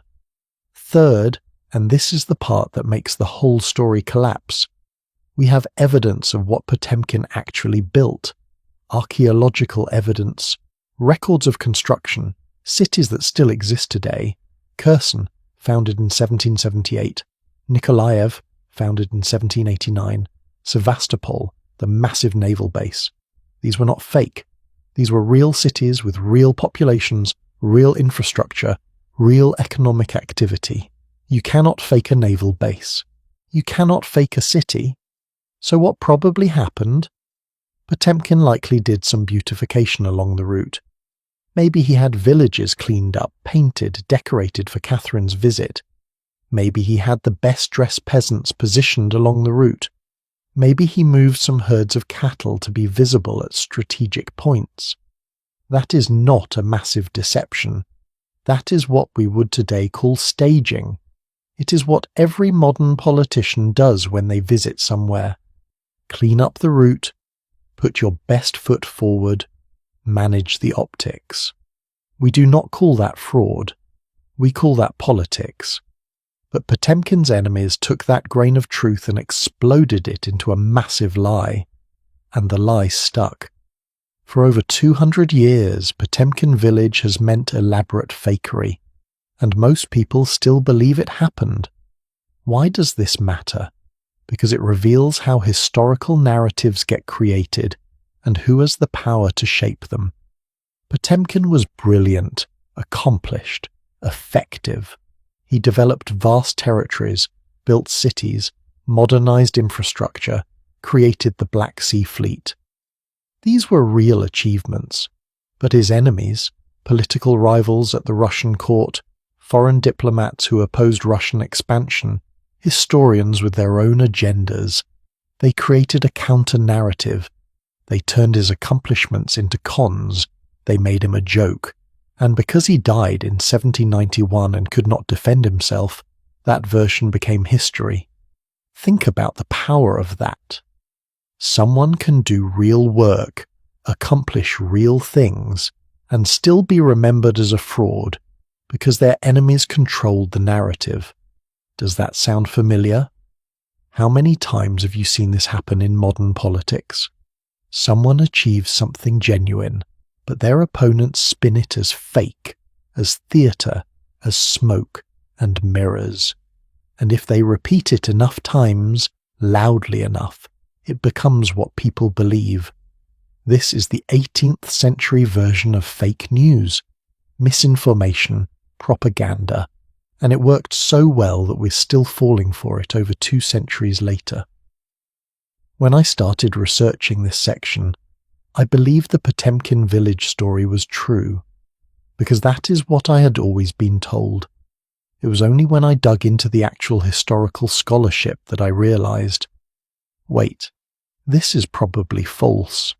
I had been repeating a lie without even knowing it, and here is where it gets even more interesting. The Potemkin village myth serves a specific purpose. It undermines Catherine. Because if Potemkin was a fraud, and Catherine fell for his deception, then she was incompetent. She was a foolish woman who could be easily manipulated. Never mind that she ruled successfully for 34 years. Never mind that she expanded the empire by 200,000 square miles. Never mind that she modernized Russia's government, legal system, and culture. If she could be fooled by fake villages, then clearly she was not really that smart, was she? You see how the narrative works. It is not just about Potemkin. It is about Catherine. It is about cutting her down, making her achievements seem less impressive, making her seem less capable. And it is the same pattern we have seen throughout her story. The sexualized rumors, the murder accusations, the fake village legend, all designed to undermine a powerful woman. Let me give you a comparison. Napoleon Bonaparte. He lost the Russian campaign catastrophically, retreated from Moscow with his army freezing and starving. That is documented fact. But do we remember him primarily for that failure? No. We remember him as a military genius, because the narrative around Napoleon focuses on his victories, his brilliance, his accomplishments. His failures are footnotes. Catherine won wars, expanded territory, never lost a major campaign. But what do we remember? Fake villages and sexual scandals. The double standard is staggering. Now let us talk about what Potemkin actually accomplished, because that is the story that should have been told. When Catherine annexed Crimea and the southern territories, They were sparsely populated, underdeveloped, vulnerable. The Ottoman Empire was still a threat. These territories needed infrastructure, defense, settlers, and Potemkin delivered. He founded cities, not fake ones, real cities that you can visit today. He built the Black Sea Fleet from nothing. Think about what that means. Shipyards, naval bases, trained sailors, officers, supply chains. You cannot fake a navy. He established agricultural settlements, encouraging immigration from across Europe. He built roads, ports, administrative buildings. Was all of this perfect? No. Was some of it probably exaggerated in his reports? Maybe.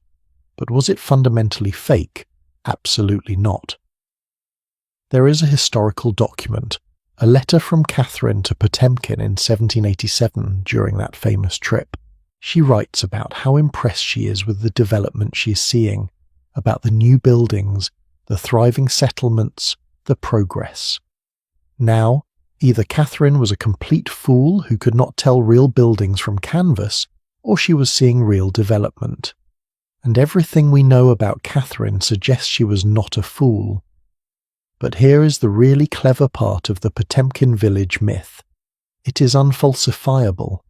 If you point out the real cities, the real infrastructure, the real accomplishments, the response is, but those were built after the trip to cover up the fraud. If you point out that foreign ambassadors did not report seeing fakes, the response is, well, they were fooled too. If you note that there is no contemporary evidence for the fake villages, the response is, of course not, they covered it up well. It is a conspiracy theory, and like all good conspiracy theories, it is structured so that any evidence against it can be explained away. That is how you know it is probably false. Real historical events leave traces, contradictions, evidence. Perfect narratives that explain everything and have no loose ends. Those are usually invented. So why did the story spread so successfully? Because it is a good story. It has drama, irony, spectacle. It is the kind of anecdote that people remember and repeat. Did you know Catherine the Great was fooled by fake villages? It is a great dinner party fact, except it is not a fact, it is a legend. But legends often have more staying power than truth, and there is a lesson in that about how we consume information today. How many stories do we believe simply because they are dramatic? Because they fit our pre-existing assumptions? Because they are repeated often enough by enough people? How often do we check the sources, verify the facts, consider who benefits from a particular narrative? The Potemkin village story benefited everyone who wanted to undermine Catherine and Russian expansion. It made Russia's accomplishments seem hollow. It made Catherine seem gullible. It made Potemkin seem corrupt. And because it was such a useful narrative for so many people, it spread. It became conventional wisdom. And conventional wisdom is incredibly hard to dislodge, even when it is wrong. I want you to think about something for a moment. What other historical facts have you learned that might actually be myths? How many times have you repeated something you heard without checking if it is really true? I am not trying to make you paranoid about all knowledge. I'm suggesting that we should approach history with a little more skepticism, a little more curiosity about sources and motives. Because history is not just a collection of facts, it is a collection of stories, and stories are told by people with perspectives and agendas. The winners write history, yes, but so do the propagandists, so do the gossips, so do the enemies of powerful women who want to cut them down to size. Catherine understood this, by the way. She knew the rumours about her were false or exaggerated, but she also knew that fighting them directly often just gave them more attention. So she focused on accomplishments instead, on building, creating, expanding, on being so obviously competent that the lies about her would eventually be overwhelmed by reality. And to some extent it worked. She is called Catherine the Great after all, not Catherine the Fooled, not Catherine the Fake. But the myths persisted anyway. Because myths are powerful, they are sticky, they are fun to repeat, and they often reveal more about the people who tell them than about the people they are about. The Potemkin village myth tells us that people in the 18th century and even today would rather believe a powerful woman was incompetent than accept that she was effective, that they would rather believe in elaborate fraud than in genuine accomplishment. What is sad is that Potemkin deserves better too. He was one of the great developers and administrators of the 18th century. He transformed vast territories from frontier lands into productive regions of the empire, and his legacy should be those real cities, those real achievements. Instead, his name became synonymous with fakery. That is the power of propaganda. It can outlive the truth by centuries, but now you know better. Now you know that the Potemkin villages were almost certainly fake news, not fake villages. And maybe that makes you wonder, what else have we been told about Catherine that is not quite true? What other scandals and legends need a second look? Well, I am glad you asked, because we need to talk about enlightenment and ideals, about the beautiful philosophy Catherine claimed to follow, and the brutal reality of how power actually worked in 18th century Russia. About the paradox at the heart of her reign. How could someone so progressive in theory be so oppressive in practice? Imagine spending 2 years of your life writing the most progressive legal code anyone had ever seen.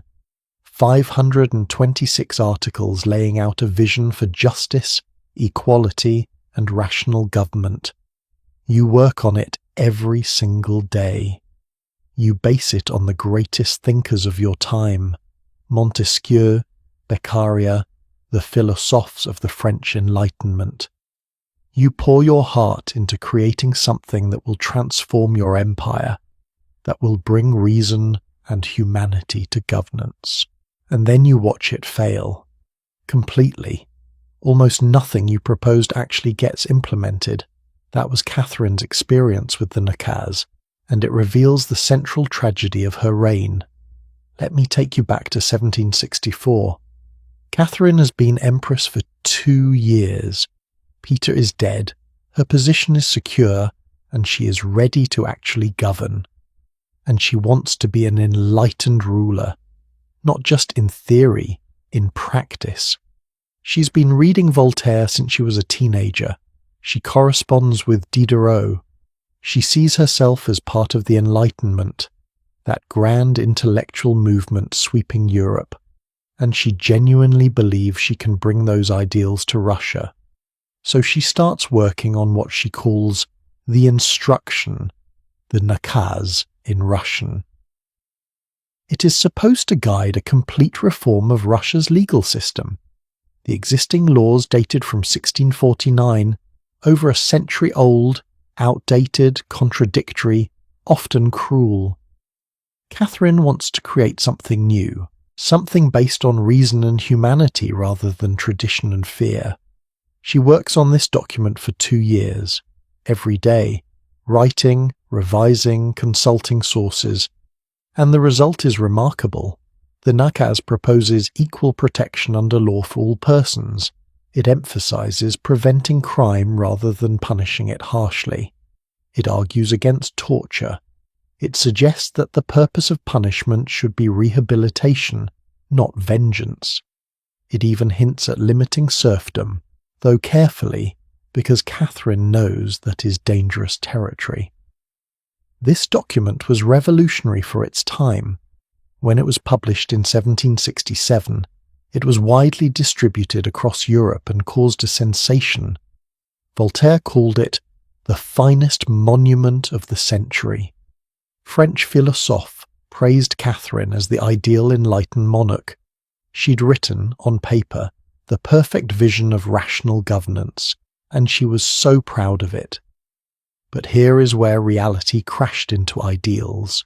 In June 1767, Catherine convened the Legislative Commission to actually implement the nakaz. She brought together representatives from across Russia, nobles, merchants, state peasants, Cossacks, even some non-Russian ethnic groups. Over 500 deputies. It was supposed to be this grand democratic exercise, revising Russia's laws according to enlightened principles. It was a disaster. The commission met for a year and a half and accomplished almost nothing. Why? Because the nobles did not want reform. The merchants were more concerned with their privileges than with abstract justice. The different groups fought with each other about status and precedence. And Catherine realized something devastating. Her beautiful vision of enlightened governance ran directly into the hard reality of Russian society and Russian power. Let me give you a specific example of the contradiction. The nakaz suggested that harsh punishment should be avoided, that torture should be eliminated. Beautiful idea, right? But Russian law enforcement depended on harsh punishment and torture. The nobility used brutal methods to control their serfs. The state used torture to extract confessions, and if Catherine tried to actually eliminate these practices, she would face massive resistance from the very people who kept her in power. Or take the issue of serfdom. Catherine knew that serfdom was wrong. She had read the Enlightenment philosophers. She understood the arguments against slavery and unfree labour, and Russian serfdom in the 18th century was, in many ways, worse than American slavery.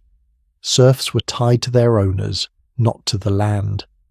A noble could sell serfs separately from the land, breaking up families, could punish them at will, could even, under Catherine's reign, sentence them to hard labour in Siberia, a punishment usually reserved for criminals. Catherine actually made this worse. Under her rule, nobles gained even more power over serfs. She could not abolish serfdom without losing the support of the nobility, and the nobility was her power base. So not only did she fail to limit serfdom, she expanded it. She gave away hundreds of thousands of state peasants to nobles as rewards for service, turning free peasants into serfs, the opposite of enlightenment. Do you see the paradox? Catherine genuinely believed in Enlightenment ideals. She was not faking it. Her correspondence with Voltaire was not just for show. She really admired him, really wanted his approval. But she also understood that implementing those ideals would undermine her own power. And when forced to choose between ideals and power, she chose power. Every time.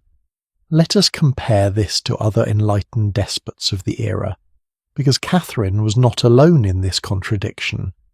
Frederick the Great of Prussia also corresponded with Voltaire, also claimed to be enlightened. But Frederick never seriously tried to limit serfdom either. He modernized the Prussian army and bureaucracy, yes, but the social structure remained feudal. Joseph II of Austria was probably the most genuine in trying to implement enlightened reforms. He did abolish serfdom in the Austrian Empire in 1781. But you know what happened? The nobles revolted. He had to back down on many of his reforms, and after he died in 1790, most of his changes were reversed. So maybe the real question is not whether Catherine was a hypocrite, but whether enlightened despotism was even possible. Can you have a system where one person has absolute power and that person voluntarily limits their power based on rational principles? History suggests no, because the people with absolute power got that power through force and cunning, not through rationality. And maintaining power requires making compromises that betray ideals. But Catherine tried, at least in some areas. She did reform education, creating the Smolny Institute for Noble Girls in 1764, the first state-funded higher education for women in Europe. That was real progress. She founded the Moscow Orphanage in 1764, which took in over 40,000 children during her reign. The infant mortality rate was horrifyingly high. Most of those children died because 18th century medicine could not keep orphans alive. But the intention was progressive. She separated church and state education, removing religious control from schools. She established the first Russian law about religious tolerance, allowing Muslims to build mosques. When Christian leaders in Kazan complained that the mosques were being built too high, higher than churches, they asked Catherine to prohibit this. Her response was brilliant. She said she was the Tsarina of the Russian land, but the sky was beyond her jurisdiction, basically telling them to deal with it. That showed genuine tolerance, genuine enlightened thinking. But these were small victories compared to the big failures. The nakaz went nowhere. The Legislative Commission was eventually suspended in 1768 when war with Turkey provided a convenient excuse. Most of Catherine's proposed legal reforms never happened, and the biggest issue, serfdom, actually got worse under her rule. Let me read you something Voltaire wrote to Catherine in 1771. He said, "I consider you the benefactress of Europe, the benefactress of Europe." That is what the leading thinker of the Enlightenment called her. But at that exact moment, Russian serfs were living in conditions that would shock any rational humanitarian. They had no legal rights, could be beaten, raped, sold, worked to death. And Catherine, the benefactress of Europe, was giving more power to the people who owned them. Was Voltaire naive? Or was he just so invested in the idea of the enlightened monarch that he ignored the reality? Because Voltaire never visited Russia, never saw what Russian serfdom actually looked like. He knew Catherine through letters, through her writings, through the image she projected, and that image was carefully curated.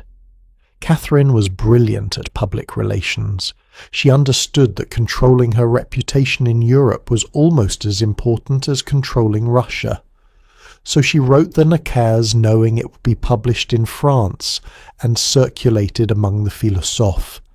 She corresponded with Voltaire and Diderot knowing those letters would be shared and discussed.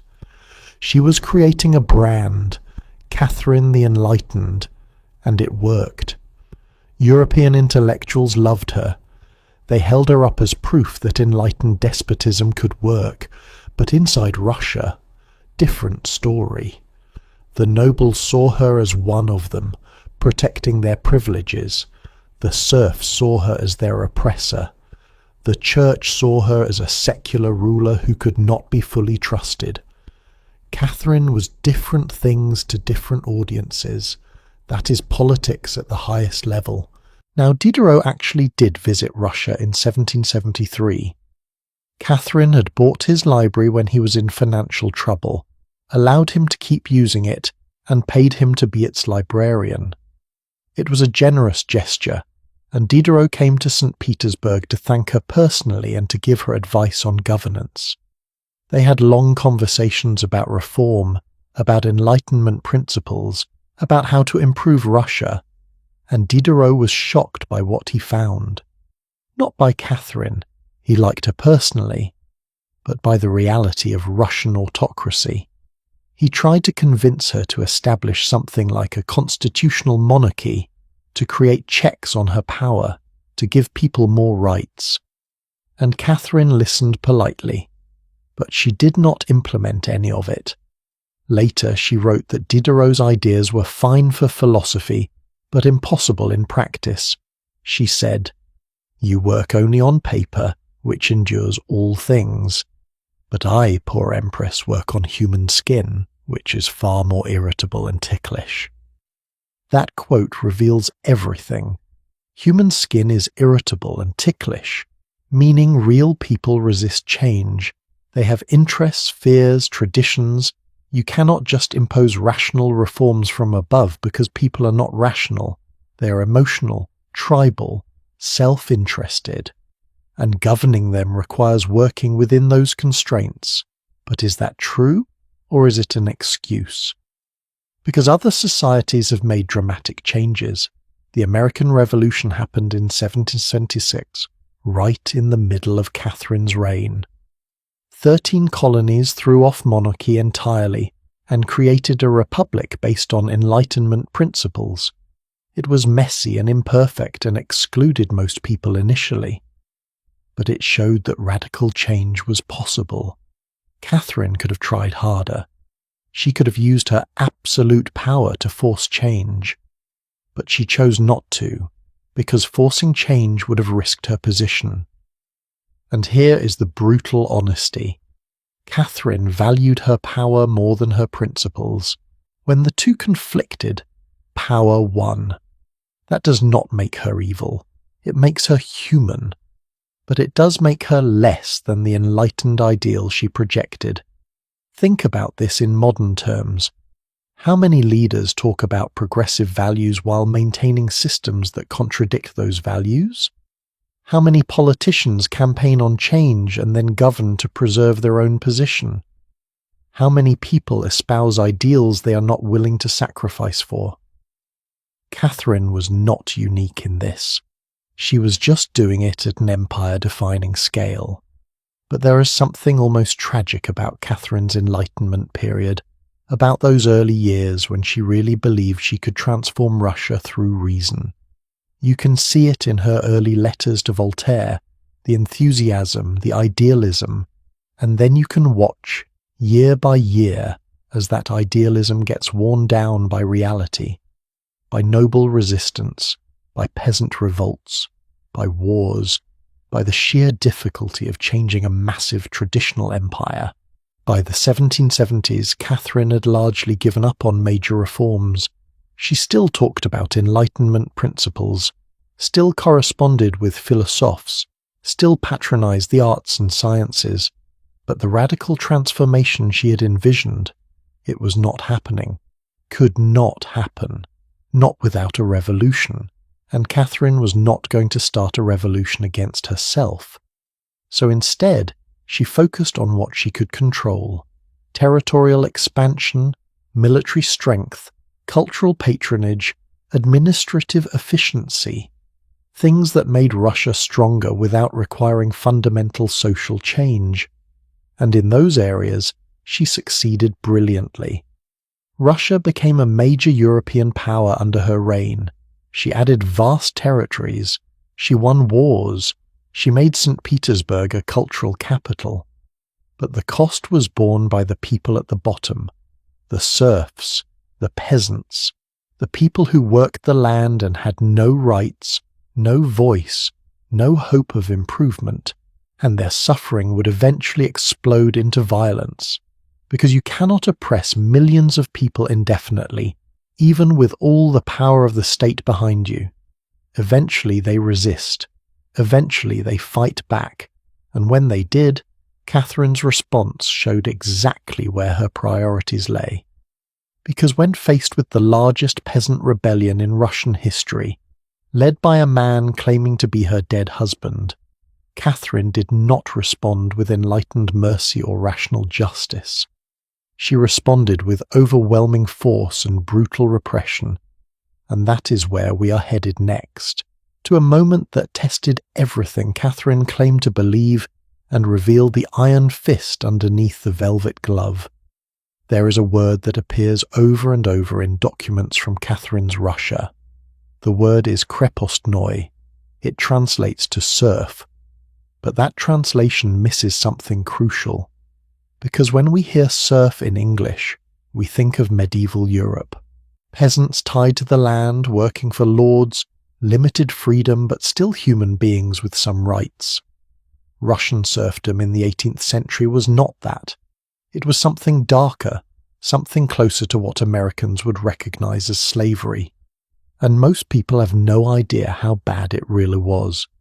Let me give you some numbers first, because the scale is staggering. In 1762, when Catherine became empress, roughly half of Russia's population, about 20 million people, were serfs. 20 million. That is more than the entire population of many European countries at the time. And these were not just agricultural workers with limited mobility. These were people who were legally owned, property. They could be bought and sold like furniture. But here is where it gets worse than medieval European serfdom. In most of Europe, serfs were tied to the land. You could not sell the land without the serfs, and you could not sell the serfs without the land. They went together. It created a kind of stability, not freedom, but at least predictability. In Russia, nobles could sell serfs separately from the land. They could sell individual people, breaking up families. A mother could be sold to one estate, her children to another, her husband to a third. Legally, routinely. Imagine being a serf. You wake up one morning and your owner has gambling debts, so he sells you, just you. Your wife and children stay behind. You're taken hundreds of miles away to a different estate, to work for a different master. You'll probably never see your family again. And this was not rare. This happened constantly. There were markets where serfs were sold, advertisements in newspapers listing serfs for sale like livestock. Here is an actual advertisement from a Russian newspaper in the 1760s. For sale, a girl of 16 years trained in sewing and cooking. Also, a blacksmith aged 40 with strong constitution. People being sold like tools. And this was completely normal, completely legal. Now, under Catherine's rule, the nobles got even more power over their serfs. In 1765, just 3 years into her reign, Catherine gave nobles the right to sentence their serfs to hard labour in Siberia. Read that again. A private citizen, a noble, could sentence another human being to Siberia. That was a punishment usually reserved for criminals convicted in a court of law. But now, if your owner decided you were troublesome, or if he just did not like you, he could send you to Siberia. No trial, no appeal, just exile to one of the harshest environments on earth. The only thing a noble could not legally do was kill a serf, because technically, the serf's life belonged to the state, not to the individual owner. But in practice, nobles beat serfs to death and called it an accident. They worked them to death and said they were weak. They raped serf women with impunity. The legal protection was essentially meaningless, and here is the part that really reveals the horror. Serfs had no legal recourse. None. If your owner beat you, you could not go to the police. The police worked for the nobles. If your daughter was raped, you could not go to court. The courts would not hear your case. If your land was taken, your possessions stolen, your family separated, there was nothing you could do. You had no rights. You were property. Catherine knew this. She had read Enlightenment philosophy. She had corresponded with thinkers who argued passionately against slavery and oppression. Voltaire himself had written about the dignity of all human beings, and Catherine claimed to agree. But when she had the chance to actually do something about serfdom, she made it worse. Let me give you a specific example. Between 1762 and 1796, Catherine gave away approximately 800,000 state peasants to nobles as rewards for service. 800,000 people. These were people who'd been relatively free, who worked state lands, who had some limited rights, and Catherine turned them into private serfs. She enslaved 750,000 people, not as a necessary evil, not as a temporary measure, but as gifts, rewards, incentives for loyalty. Why? Because the nobles were her power base. They had supported her coup against Peter. They ran the local governments. They commanded the armies. And they wanted more serfs because serfs were wealth. More serfs meant more agricultural production, more income, more labor for building estates and roads and infrastructure. The entire economy ran on serf labor, and if Catherine tried to limit or abolish serfdom, the nobles would turn against her. So she did not just maintain the system, she strengthened it. Now, let us compare this to American slavery, because I think it helps us understand just how brutal Russian serfdom was. American slavery was horrific. Enslaved people had no freedom, were treated as property, suffered unspeakable violence and family separation. It was an abomination. But there were some differences that made Russian serfdom equally bad, maybe worse in certain ways. First, scale. At its peak, American slavery involved about 4 million enslaved people. Russian serfdom involved 20 million, 5 times as many. Second, duration. American slavery lasted roughly 250 years from the colonial period to the Civil War. Russian serfdom lasted over 300 years and was not fully abolished until 1861, 4 years before American slavery ended. Third, invisibility. American slavery is widely taught, widely remembered, widely acknowledged as a moral catastrophe. Russian serfdom? Most people outside of Russia have barely heard of it. But here is where they were similar. The dehumanization, the violence, the way systems of power justified oppression by claiming the oppressed were naturally inferior, naturally suited to servitude. American slaveholders said black people were less than human. Russian nobles said serfs were like children, incapable of self-governance, needing firm control. It is the same logic, the same evil dressed in different language. And just like in America, where enslaved people resisted in countless ways, running away, sabotage, occasional revolts, Russian serfs resisted too, constantly. Between 1762 and 1769, there were over 50 documented peasant revolts. 50 in 7 years. These were not small disturbances. These were hundreds or thousands of serfs rising up, attacking noble estates, sometimes killing their owners, trying to fight for freedom. Catherine's response? Brutal suppression. Send in the army. Execute the leaders. Flog the participants. Increase surveillance and control. She did not see these revolts as a sign that the system was unjust. She saw them as threats to order that needed to be crushed, and crushed they were. But the revolts kept happening, because you cannot oppress millions of people indefinitely without resistance. Human beings have a breaking point, and Russian serfs were being pushed past it, constantly. The working conditions were brutal. Serfs typically had to work their owner's land 3 days a week, plus additional labor obligations. But many nobles demanded more.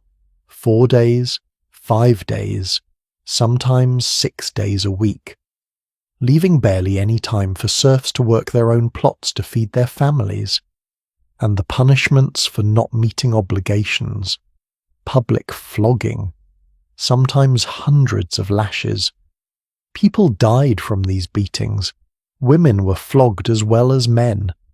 Children as young as 10 or 12 could be beaten for not working fast enough. This was not ancient history. This was happening while Benjamin Franklin was writing about liberty in America, while Mozart was composing in Austria, while Enlightenment thinkers were celebrating human reason and dignity. In Russia, millions of people were living in conditions that would horrify anyone with a conscience. Catherine rationalized this.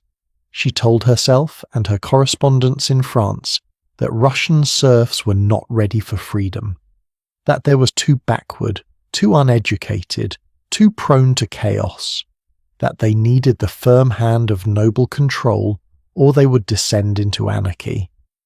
This is what oppressors always say, right? The oppressed are not ready for freedom. They need us to control them for their own good. It is the same excuse used by every empire, every slave society, every authoritarian regime. But here is what Catherine would not admit. The reason serfs seemed backward and uneducated was because the system kept them that way deliberately. Serfs were forbidden from receiving formal education in most cases. They were kept illiterate. They were not allowed to travel without permission. They were isolated on estates, cut off from broader society. And then nobles looked at them and said, "See, they are ignorant. They cannot govern themselves." It was a self-fulfilling prophecy. There were a few nobles who questioned the system. Alexander Radishchov wrote a book called A Journey from St. Petersburg to Moscow in 1790 that openly criticized serfdom and called it slavery. Catherine had him arrested and exiled to Siberia. Because she could not tolerate criticism of the system her power depended on, even if that criticism came from Enlightenment principles she claimed to share. Do you see the moral gymnastics here? Catherine reads Voltaire and Montesquieu and nods along with their ideas about liberty and justice. She incorporates those ideas into the nakaz. She presents herself to Europe as an enlightened ruler. But when someone in Russia says, "Hey, maybe we should actually apply these principles to the serfs," she has him arrested. The hypocrisy is breathtaking, and the serfs knew it. They were not stupid. They could see that Catherine talked about justice while denying them any. They could see nobles living in luxury built on their suffering. They could see the contradiction, and they were angry, furious, desperate, and that desperation was building toward an explosion. There is this concept in social movements called relative deprivation. It means that people do not revolt when things are at their absolute worst. They revolt when things are bad, but they can imagine them being better, when they see that change is possible. And in the 1760s and early 1770s, Russian serfs could see that. They had heard rumours about Catherine's nakaz, about proposals for limiting serfdom. They had heard about peasant revolts in other regions. They knew that somewhere, somehow, people were fighting back, and it gave them hope, dangerous hope. By 1773, the warning signs were everywhere. Revolts were increasing. More serfs were running away. The Cossacks on the frontier were restless. The government was stretched thin from wars with Turkey. The conditions were perfect for a massive uprising, and all it needed was a spark, a leader, someone who could unite all that anger and desperation into a movement. And in September 1773, they found one, or rather, he found them. A Cossack named Emelian Pugachev appeared in the Ural region and made an announcement that shocked Russia to its core. He claimed to be Peter III, Catherine's dead husband. The murdered emperor miraculously survived and returned to reclaim his throne, and thousands upon thousands of serfs, Cossacks and peasants believed him, or at least they wanted to believe him. Because here is the genius of what Pugachev did. He did not just promise to overthrow Catherine, he promised to abolish serfdom entirely, to give the land to the peasants, to execute the nobles, to create a world where the people at the bottom were finally free. It was a revolutionary message, and it spread like wildfire across the Russian countryside. Within months, Pugachev had an army, a real army, tens of thousands of followers, and they were marching toward the heart of Russia. Catherine had faced threats before, political rivals, foreign enemies, court conspiracies. But this was different. This was the oppressed rising up. This was the system she had strengthened turning against her. This was her worst nightmare. Because if Pugachev succeeded, if the serfs actually won, everything she had built would collapse. Her reign, her legacy, her life, all of it was suddenly at stake, and her response to this threat would reveal exactly who Catherine really was beneath all the Enlightenment rhetoric. Would she show mercy, understanding, an attempt at reform, or would she show the iron fist that had always been there, hidden under velvet. September 17th, 1773. A man rode into a Cossack settlement near the Ural River. He was in his early 40s, stocky, bearded, scarred. He had the look of someone who had lived hard, and when the Cossacks gathered around him, he made an announcement that would change Russian history. He said, "I am Emperor Peter III. I did not die in 1762. I escaped. I have been in hiding for 11 years, and now I have returned to reclaim my throne and free my people." Now, you might be thinking, how could anyone believe this? Peter III had been dead for 11 years. His death was announced. There was a funeral. Everyone knew he was dead.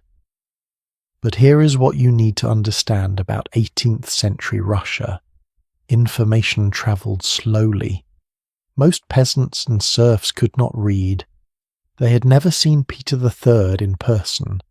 They only knew him from rumours and descriptions.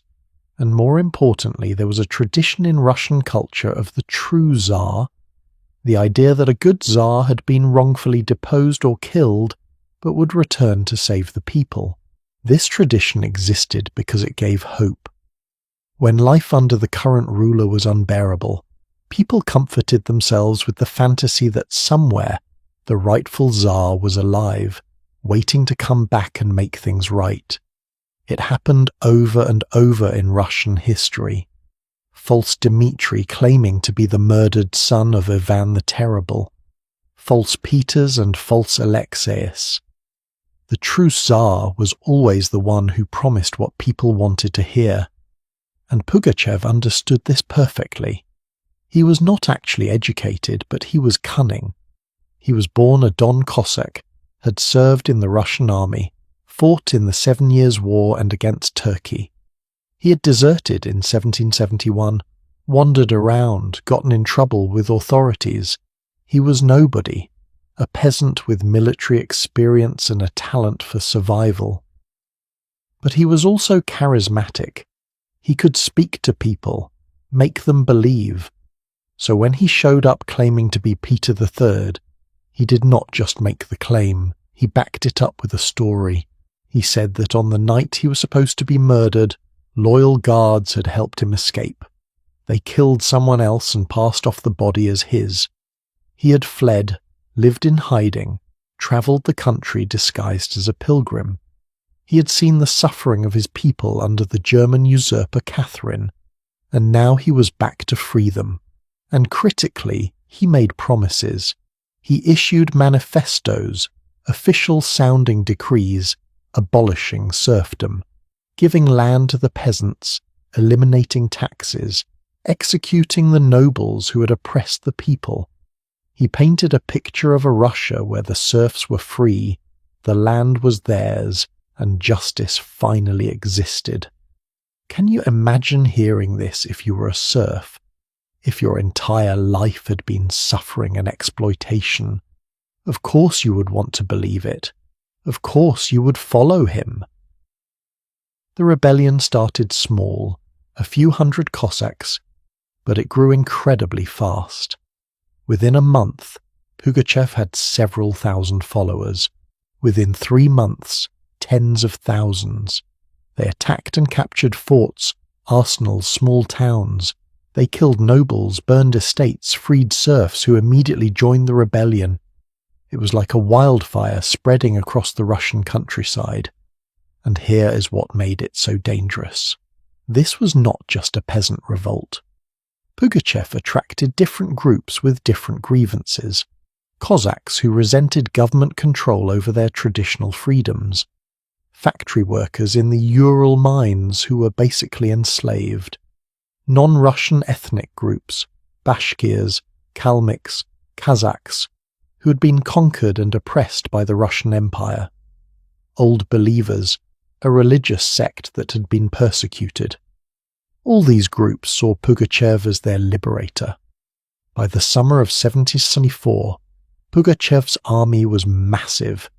Estimates vary, but at its peak he probably had between 30,000 and 40,000 fighters. And they were not just an angry mob. They had organization, military discipline, artillery. Pugachev set up a court that mimicked the Imperial court in St. Petersburg.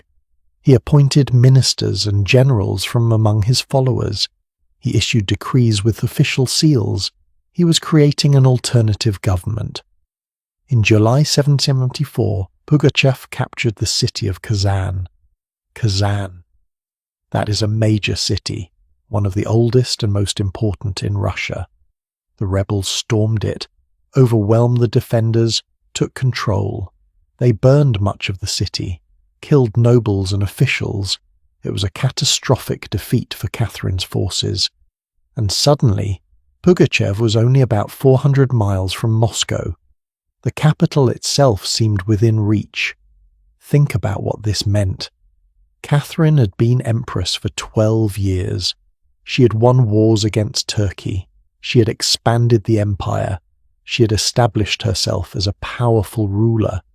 And now, a Cossack rebel pretending to be her dead husband had captured a major city and was threatening the heart of Russia. The humiliation was profound. The danger was existential. But here is what fascinates me. Catherine's initial response was to dismiss the threat. When reports of Pugachev first reached St. Petersburg in late 1773, she did not take it seriously. She called him an impostor, a bandit, nothing to worry about. She was fighting a war with Turkey at the time and did not want to divert resources. She thought local authorities could handle it. That was a massive miscalculation. By the time she realized how serious this was, by mid-1774, Pugachev controlled huge swaths of territory. The rebellion had spread across the Volga region, the Urals, into Siberia. Millions of people were living under Pugachev's rule, or at least outside of Catherine's control. This was not a revolt. This was a civil war, and Catherine was not clearly winning, so she pivoted, completely.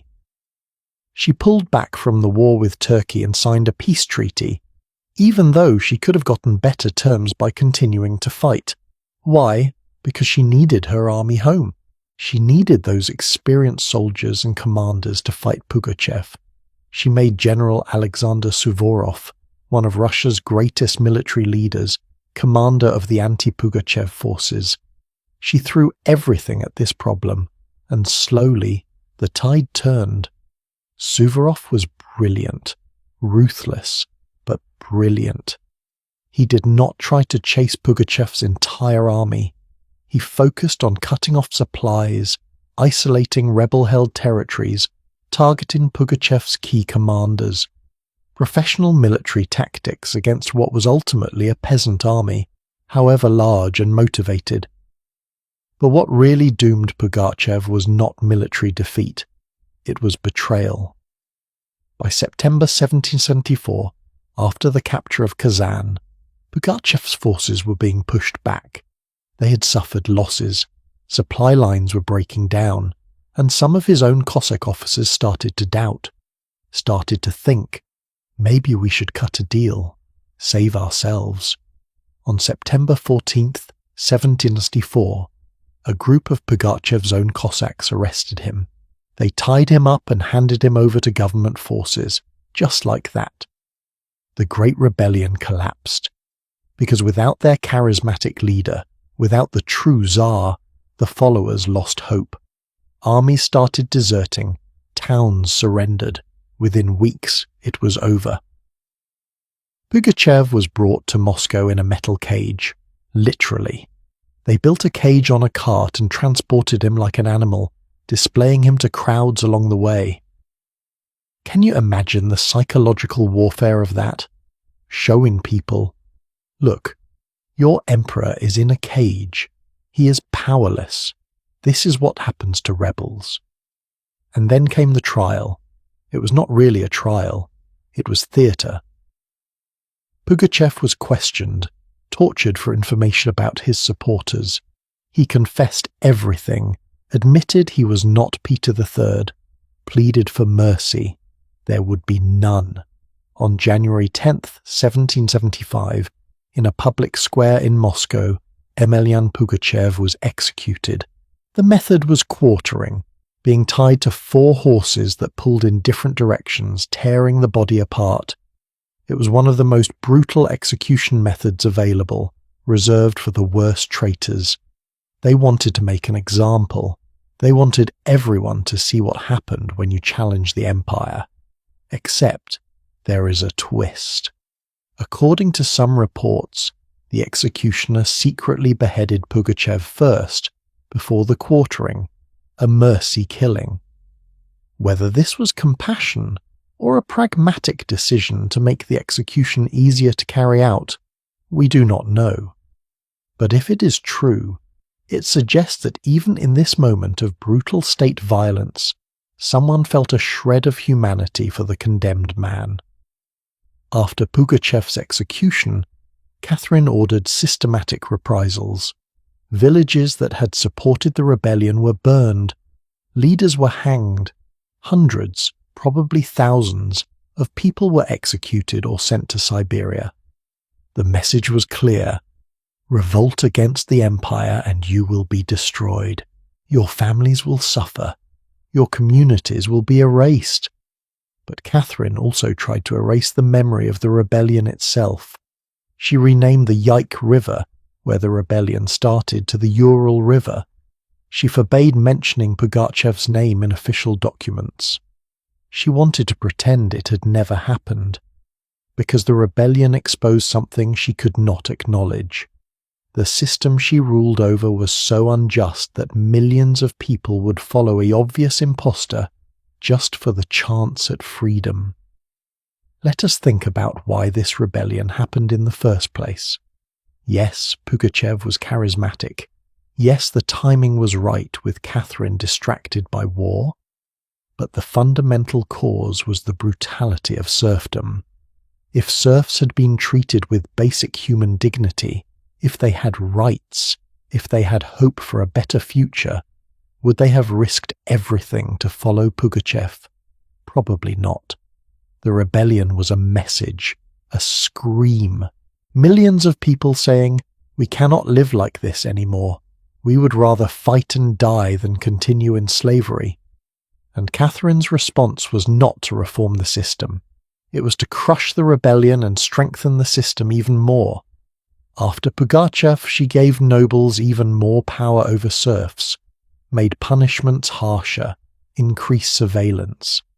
The lesson she learned was not, "We need to treat people better." It was, "We need better control." Compare this to other moments in history when the oppressed have risen up. The Haitian Revolution, starting in 1791, where enslaved people successfully overthrew their masters and created an independent nation. The Spartacus Rebellion in ancient Rome, where gladiators and slaves fought for years against the Roman legions. The various peasant revolts in medieval Europe. What do they all have in common? They were responses to systems of oppression that had become unbearable, and they all forced the ruling classes to confront uncomfortable truths about their power. But here is the thing about Pugachev's rebellion that makes it particularly interesting: the use of legitimacy as a weapon. Pugachev claimed to be the rightful Tsar. He did not argue that the Tsarist system should be abolished. He argued that he was the real Tsar and Catherine was the usurper. That is brilliant strategy, because it was not asking people to imagine a completely different system of government, which is psychologically difficult. It was asking them to swap one ruler for another, which was easier to conceptualize. But it also limited the rebellion's revolutionary potential. If Pugachev had succeeded, would he have actually abolished serfdom, created a democratic system, given power to the people? Or would he have just become another Tsar ruling through the same authoritarian structures? We will never know, but history suggests that rebellions led by charismatic individuals often just replace one tyrant with another. The other thing Pugachev's rebellion reveals is how fragile authoritarian legitimacy really is. Catherine had absolute power on paper. But when a Cossack nobody claimed to be the true ruler, tens of thousands of people believed him, or at least they were willing to act as if they believed him, because legitimacy is not about legal right, it is about perception. If enough people stop believing in your authority, you do not have authority anymore, you just have force, and force alone cannot hold an empire together forever. Catherine understood this. That is why she worked so hard to control her image, to correspond with philosophers, to project enlightenment and culture. Because she knew her legitimacy was shaky. She was a foreign-born woman who had overthrown her husband. She had no hereditary claim to the throne in the traditional sense. Her power came from a coup and from maintaining the support of the nobility and military. If that support ever wavered, she would be vulnerable. Pugachev exploited that vulnerability. He showed that an alternative was possible, that people could imagine Russia without Catherine. And even though he failed, even though he was executed in that horrible way, the fear he created stayed with Catherine for the rest of her reign. She never forgot how close she came to losing everything, how quickly an empire could unravel when the people at the bottom decided they had nothing left to lose. But if you think the brutality of serfdom and the crushing of Pugachev's rebellion represent the darkest parts of Catherine's legacy, well, we are not done yet. Because we need to talk about what Catherine actually built during her reign, the cultural achievements, the institutions, the cities, the art, the things she is actually celebrated for. Because there is a profound contradiction at the heart of Catherine's Russia. How did one of history's most oppressive societies also produce one of its most magnificent cultural flowerings? How can a nation built on slavery create such beauty? And what does that tell us about the relationship between oppression and art, between suffering and culture? Walk with me through the Winter Palace in St. Petersburg circa 1790. Your footsteps echo on marble floors. The ceilings soar above you, covered in frescoes and gold leaf. You turn a corner and enter a gallery, and then you stop. Because hanging on the walls in front of you are paintings by Rembrandt, Rubens, Raphael, Titian, Van Dyck, some of the greatest masterpieces ever created by human hands, all collected by one woman, Catherine the Great. And this is just one room. There are hundreds more. The Hermitage Museum began as Catherine's private collection, and when I say collection, I mean obsession. Catherine did not just buy art, she devoured it.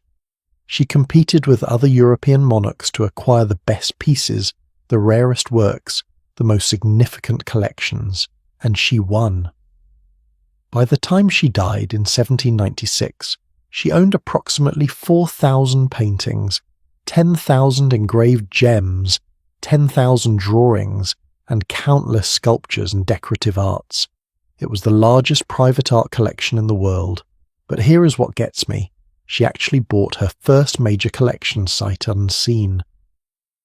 In 1764, just 2 years into her reign, she heard that a Berlin merchant named Johann Gotskowski had assembled a collection of 225 paintings for Frederick the Great of Prussia.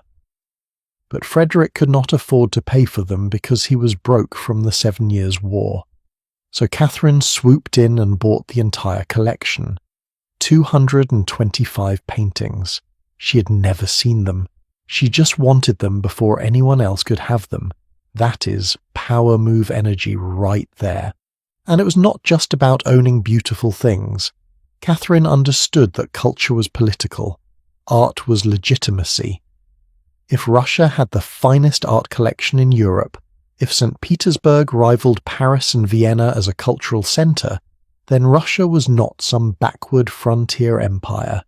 It was civilized, sophisticated, worthy of respect. Catherine was using paintings and sculptures to make a statement about Russia's place in the world. But here is where it gets morally complicated. Where did the money come from? Serf labour, taxes collected from oppressed peasants. The beauty in those galleries was built on suffering. Every Rembrandt hanging on the wall represented resources extracted from people who had no freedom, no rights, no say in how their labour was used. The cultural flowering was inseparable from the exploitation that funded it. This is a pattern throughout history, is it not? The pyramids of Egypt were built by slave labour. The Parthenon in Athens was constructed by a society that enslaved a third of its population. The great cathedrals of medieval Europe were funded by peasants who could barely feed themselves. Renaissance art was commissioned by oligarchs who ruled through violence and corruption. Beauty and brutality have always walked hand in hand. But does knowing that change how we see the art? Should it? If you stand in front of a Rembrandt in the Hermitage today, does it matter that it was purchased with money from a slave economy? Or is the art somehow separate from its context, beautiful regardless of its origins? These are not easy questions, and I do not have simple answers, but I think we have to sit with the discomfort of them. Now let us talk about education, because this is where Catherine's contradictions become even more apparent. In 1764, the same year she bought that first art collection, Catherine founded the Smolny Institute for Noble Girls in St. Petersburg, and this was genuinely revolutionary. It was the first state-funded institution for higher education for women in Europe. Not just in Russia, in all of Europe. Think about that for a second. Women in the 18th century were not supposed to need education beyond basic literacy, maybe some music and dancing. The idea of women studying science, philosophy, mathematics, languages, that was radical, dangerous even, because educated women might start questioning their subordinate status. They might want power, autonomy, rights. And Catherine created an institution to educate them anyway. The Smolny Institute started with noble girls only. They entered at age 6 and stayed until they were 18. 12 years of intensive education. They studied French, German, arithmetic, geography, history, drawing, music, dancing. They learned impeccable manners. They were taught to think, to read, to engage with ideas. And yes, they were also taught to revere the Empress. Catherine understood that educating women who would then be loyal to her created a network of influence throughout Russian society. But here is the limitation. It was only for nobles. Serfs could not attend. Merchant-class girls were excluded for years, so Catherine was advancing women's education, but only for the elite. She was not challenging the fundamental class structure. She was not saying all women deserve education. She was saying noble women deserve education because they need to be proper wives and mothers for the ruling class. It was progressive within very narrow bounds. Still, the impact was real. Women who graduated from Smolny became teachers themselves, spreading education further. Some became writers, translators, salon hostesses who shaped intellectual culture. Catherine had opened a door, even if it was only a crack, and sometimes a crack is enough for light to get in. Then there is the Moscow Orphanage, founded in 1764. This project reveals both Catherine's genuine compassion and the brutal limits of 18th century medicine and social welfare. The idea was beautiful. Take in abandoned children, illegitimate children, orphans from the streets, give them food, shelter, education, train them in trade so they could become productive citizens, create a new generation lifted out of poverty through state intervention. Catherine was personally invested in this. She provided funding, visited the orphanage, took interest in its operations. And over the course of her reign, the Moscow orphanage admitted more than 40,000 children. 40,000. That is an astonishing number for an 18th century institution.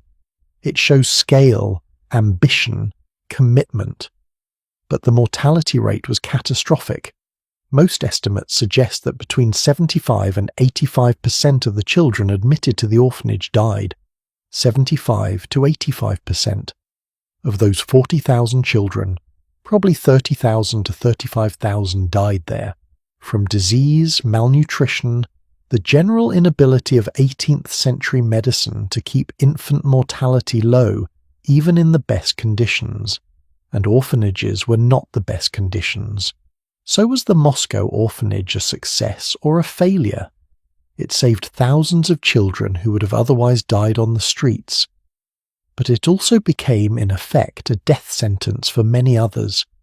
The intentions were good. The execution was in many ways a tragedy. And Catherine knew this.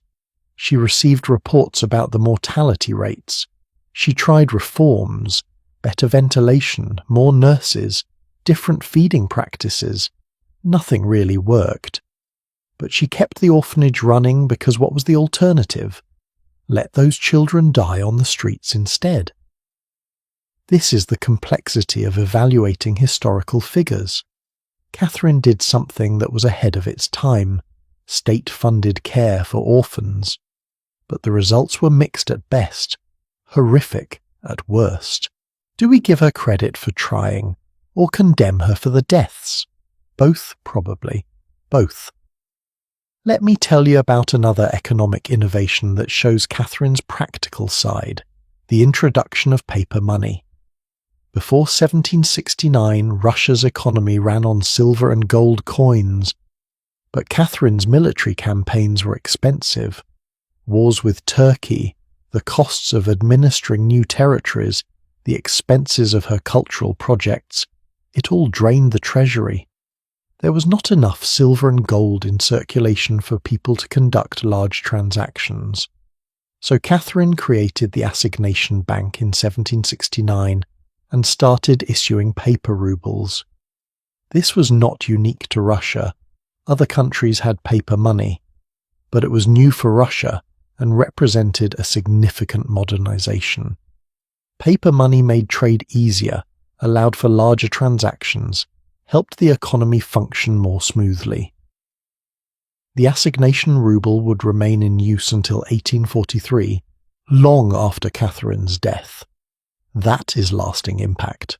But of course, like everything else, this benefited the merchant and noble classes far more than it helped serfs. Serfs were not conducting large financial transactions.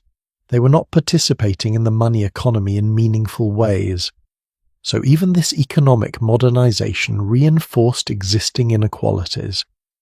Now, let us talk about architecture, because Catherine transformed St. Petersburg physically.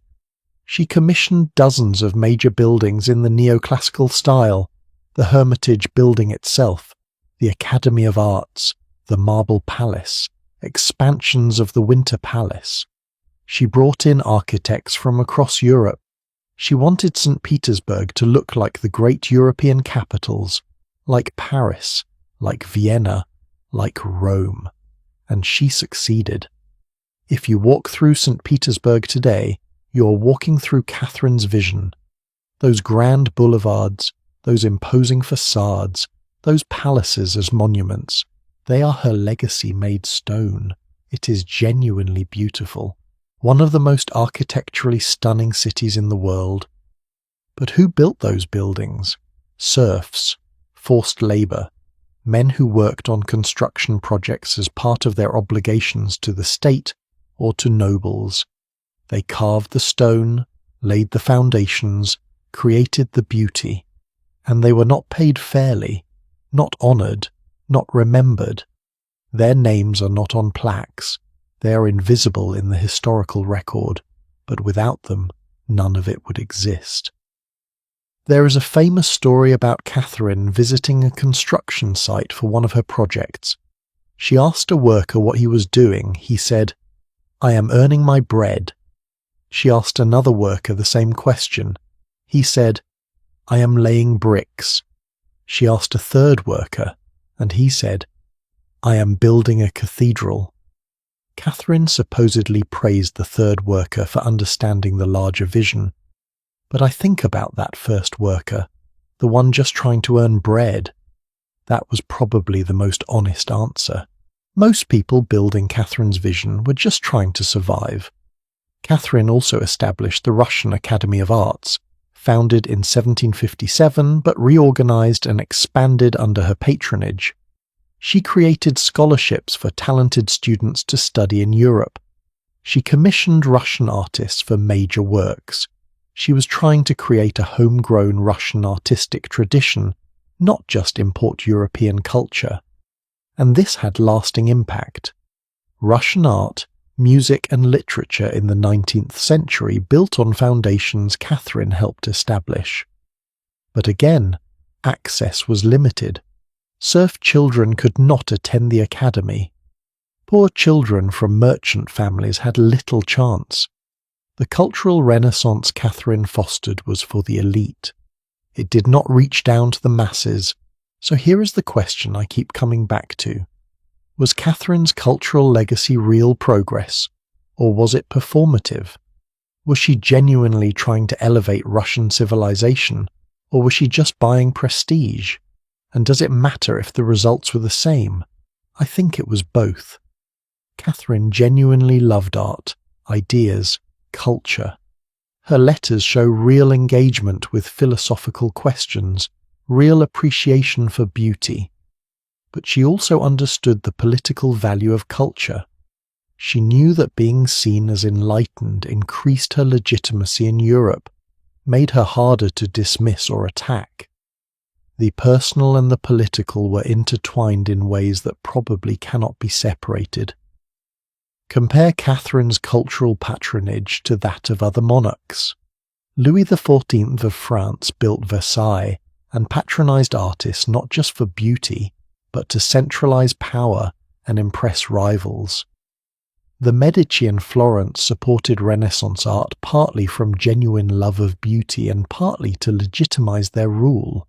Elizabeth I of England used pageantry and art to craft her image as the Virgin Queen and unite England. Power and culture have always been connected. But there is something particularly striking about Catherine's situation. She was an outsider, German-born, not Russian by blood. She came to power through a coup and possible murder. Her legitimacy was always questionable, so she had to work harder than most monarchs to establish her place. And culture was one of the tools she used. Every painting she acquired, every building she commissioned, every intellectual she corresponded with, was partly about saying, I belong here, I am worthy, Russia under my rule is great, and it worked. The term Catherinian era is still used to describe a golden age of Russian culture. Her reign is remembered as a high point. The art she collected is still displayed in the Hermitage. The buildings she commissioned still stand. The institutions she founded still exist in various forms. That is legacy. That is impact. But it is legacy built on contradiction, built on the labor of people who had no freedom, built with money extracted from an oppressed population, built by a woman who claimed enlightened values while strengthening the most oppressive social system in Europe. How do we hold all of that complexity? How do we appreciate the beauty while acknowledging the brutality? Maybe the answer is that we do not resolve the contradiction. We live with it. We recognize that history is messy, that people contain multitudes, that good and evil are not always separate. Catherine was capable of genuine cultural vision and genuine cruelty, of enlightened thinking and oppressive action, of creating beauty and enabling suffering. She was, in other words, deeply human, complicated, contradictory, real. But there is one part of Catherine's story that has overshadowed almost everything else we've talked about, one set of rumours and legends that have become more famous than her actual accomplishments, and most of them are lies, vicious sexist lies designed to humiliate and diminish her, and we need to talk about them. Because the way Catherine has been portrayed in popular culture, the myths that have been spread about her for over 2 centuries, tell us as much about our society as they do about hers. Let me ask you a question. What is the first thing that comes to mind when you hear the name Catherine the Great? Be honest. For a lot of people, unfortunately, it is not the territorial expansion or the art collection or the Enlightenment ideals. It is a rumour, a disgusting, false rumour about how she died. The horse rumour. And I am going to tell you right now, it is completely, totally, 100% false. Catherine the Great did not die having sex with a horse. She died of a stroke, in her bed, fully clothed, surrounded by servants, at age 67. But that rumour has persisted for over 200 years. It shows up in movies, TV shows, jokes, casual conversation. People repeat it like it is fact, and every time it gets repeated, it does exactly what it was designed to do. It turns one of history's most accomplished female rulers into a punchline, into a deviant, into a joke, and that is not an accident. That is the point. So where did this rumour come from? We do not know exactly, but it emerged shortly after Catherine's death in 1796. Probably started in France, spread by her political enemies and by people who resented Russian power. And it stuck because it was salacious, shocking, the kind of story people want to repeat because it is outrageous. Never mind that it makes no logical sense. Never mind that there is zero evidence. Never mind that the actual circumstances of her death are well documented. The lie was more entertaining than the truth. Here is what actually happened on November 17th, 1796. Catherine woke up that morning feeling fine. She went to her dressing room as usual, and then she suffered a massive stroke and collapsed. Her servants found her unconscious on the floor. They carried her to her bed. Doctors were called. They tried bloodletting, which was the standard useless treatment of the time. Catherine never regained consciousness. She died that evening around 9:45 p.m. That is it. That is the actual story. Boring, right? No scandal, no drama. Just an elderly woman dying of a stroke, which is how millions of people have died throughout history. But the truth could not compete with the lie, because the lie served a purpose. It said, this woman had too much power, too much freedom, too much sexual agency. And look what happened to her. Divine punishment, karmic justice. She died in the most humiliating way possible, because she deserved it for transgressing proper female behaviour. The rumour was not about what actually happened. It was about what people wished had happened because it confirmed their prejudices. And it is not just the horse rumour. There is another legend that has circulated for years about an erotic furniture room that Catherine supposedly had at the Gatchina Palace. According to this story, she had a secret room filled with furniture decorated with giant penises and vulvas, tables with penises for legs, walls covered in pornographic art, statues of naked figures engaging in every possible sex act. The whole room supposedly designed for orgies or voyeurism or whatever scandalous purpose people wanted to imagine. The story goes that 2 Wehrmacht officers saw this room when Nazi Germany invaded the Soviet Union in 1941. They filed a report. But conveniently, no one has ever found that report. No photographs exist. No inventory from the palace mentions such a room. No documentation from before, during, or after World War II confirms it. The only evidence is the legend itself, passed around and embellished with each retelling. Could such a room have existed? I suppose technically anything is possible, but think about the logistics. Catherine was a public figure whose palaces had hundreds of staff members, servants, guards, officials, visitors. How would she keep a whole room of pornographic furniture secret? Why would she need to? She was the empress. She could do what she wanted privately. Creating an elaborate showpiece room makes no sense unless it was meant to be seen. And if it was meant to be seen, where are the contemporary accounts? The most likely explanation is that the story is invented, or perhaps based on a tiny grain of truth. Maybe Catherine owned some art depicting classical mythology with nudity, which was common in 18th century aristocratic collections, and that got exaggerated into this elaborate fantasy of a sex dungeon for an empress.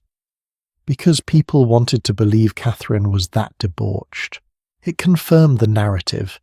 Here is another one. The legend that Catherine kept her hairdresser locked in a cage to prevent her from revealing the secrets of her elaborate wigs. This is absurd on multiple levels.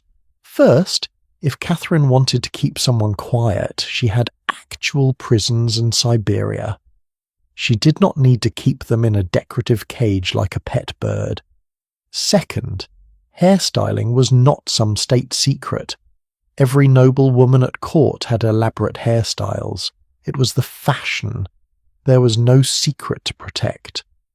But again, the rumour persists because it paints Catherine as tyrannical and vain.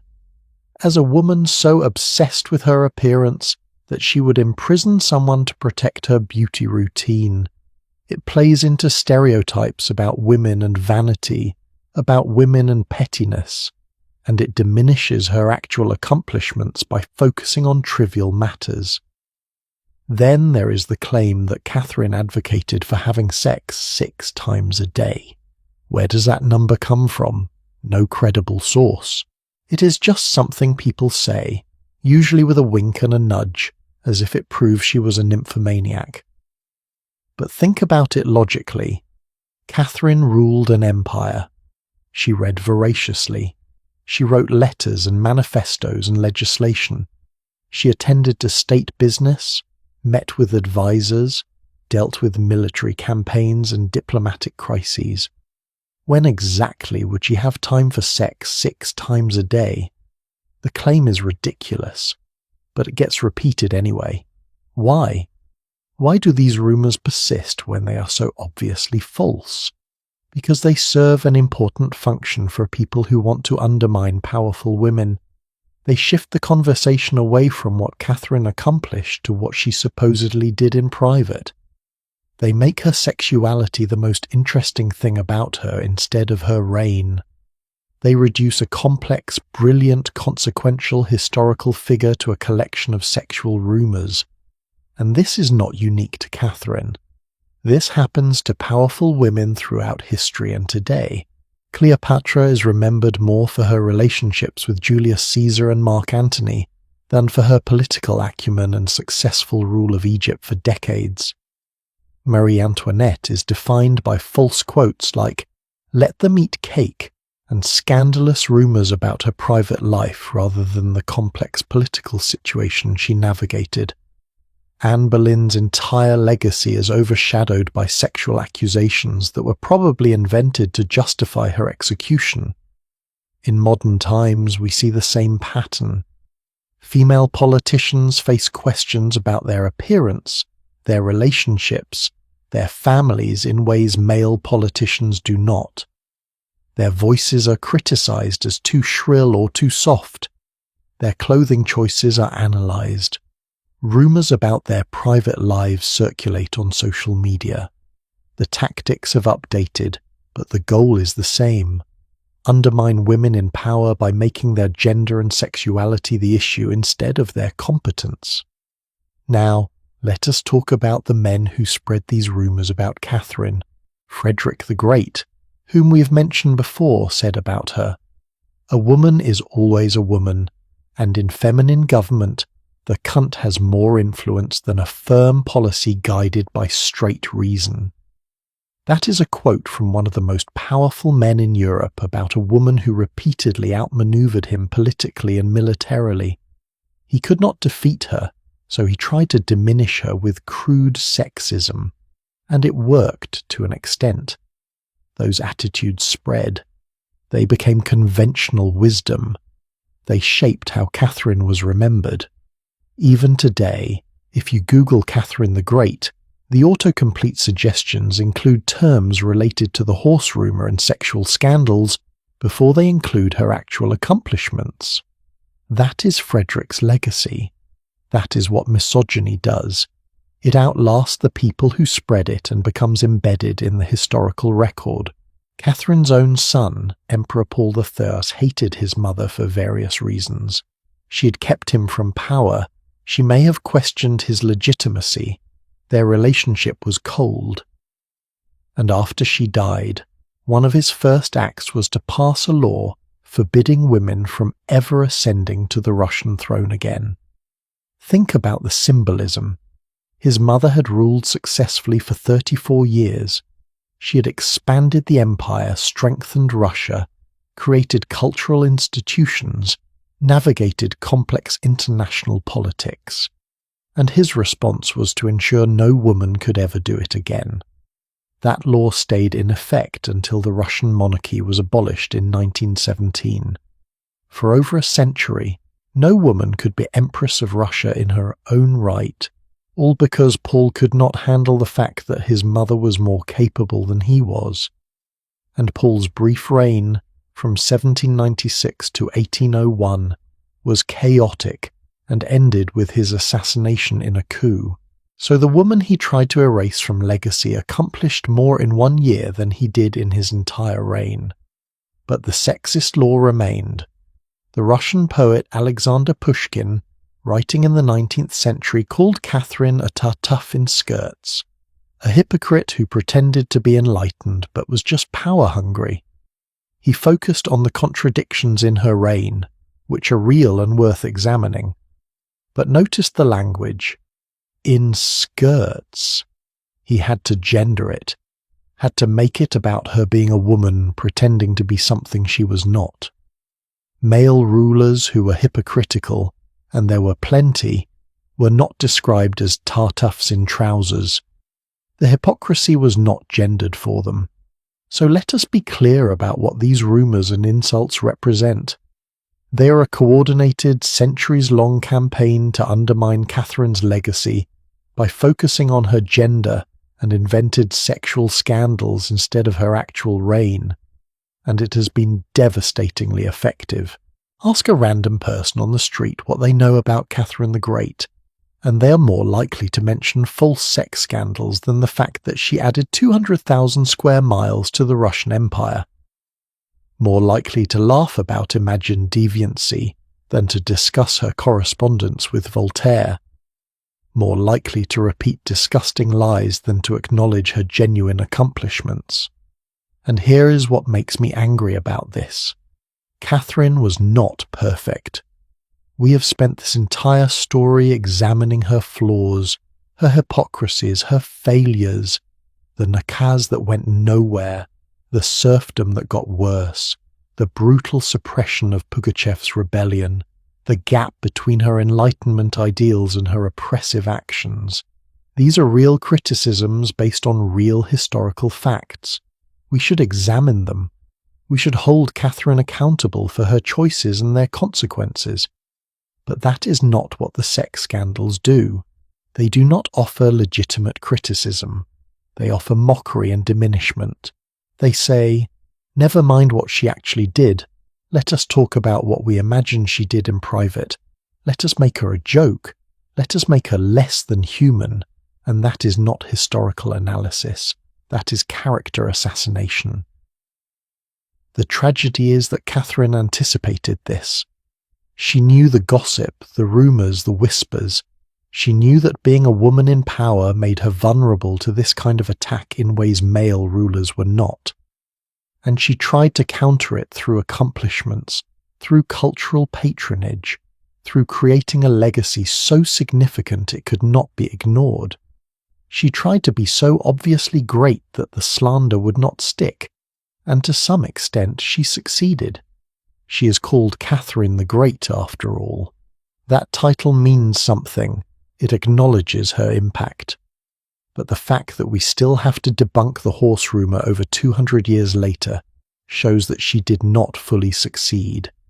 The misogyny was too strong, too persistent, too useful for too many people.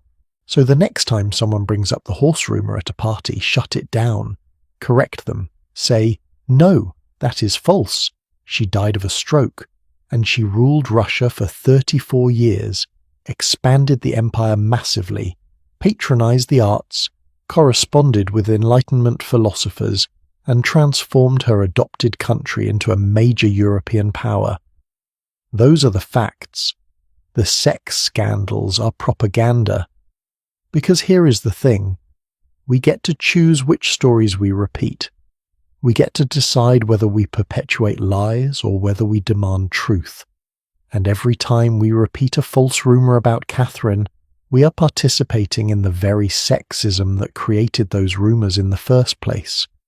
We are saying that powerful women deserve to be mocked and diminished, that their accomplishments matter less than salacious gossip. I refuse to do that, and I hope after listening to this story you refuse too. Catherine the Great deserves to be judged on what she actually did. The good and the bad, the progressive and the oppressive, the brilliant and the brutal. She deserves historical accuracy, not historical slander. She deserves to be taken seriously as one of the most significant rulers of the 18th century, regardless of gender. And she deserves better than to be remembered primarily for lies told by men who could not handle a woman being more powerful than they were. So now we come to the end of this journey. We have travelled from a freezing castle in Prussia, where a poor German princess was born, through 18 years of humiliation and preparation, through a brilliant coup and a suspicious death, through lovers and wars and rebellions and cultural achievements. We have seen Catherine at her best and at her worst. We've examined her ideals and her betrayals, her accomplishments and her failures, and now we have to answer the hardest question of all. What is her legacy? How should we remember Catherine the Great? Was she truly great? Or was she a brilliant opportunist who succeeded through ruthlessness and luck? Can we celebrate her accomplishments while acknowledging the suffering they were built on? And what lessons does her story hold for us today? November 17th, 1796, the day Catherine died. And in the hours after her death, as word spread through St. Petersburg, something remarkable happened. People wept. Not just courtiers who depended on her favour, ordinary people in the streets, merchants, soldiers, servants. They cried for their empress, the German princess who had become more Russian than Russians. And in that moment, despite everything we've talked about, the contradictions, the failures, the oppression, they recognised that something significant had ended. An era, a vision, a force.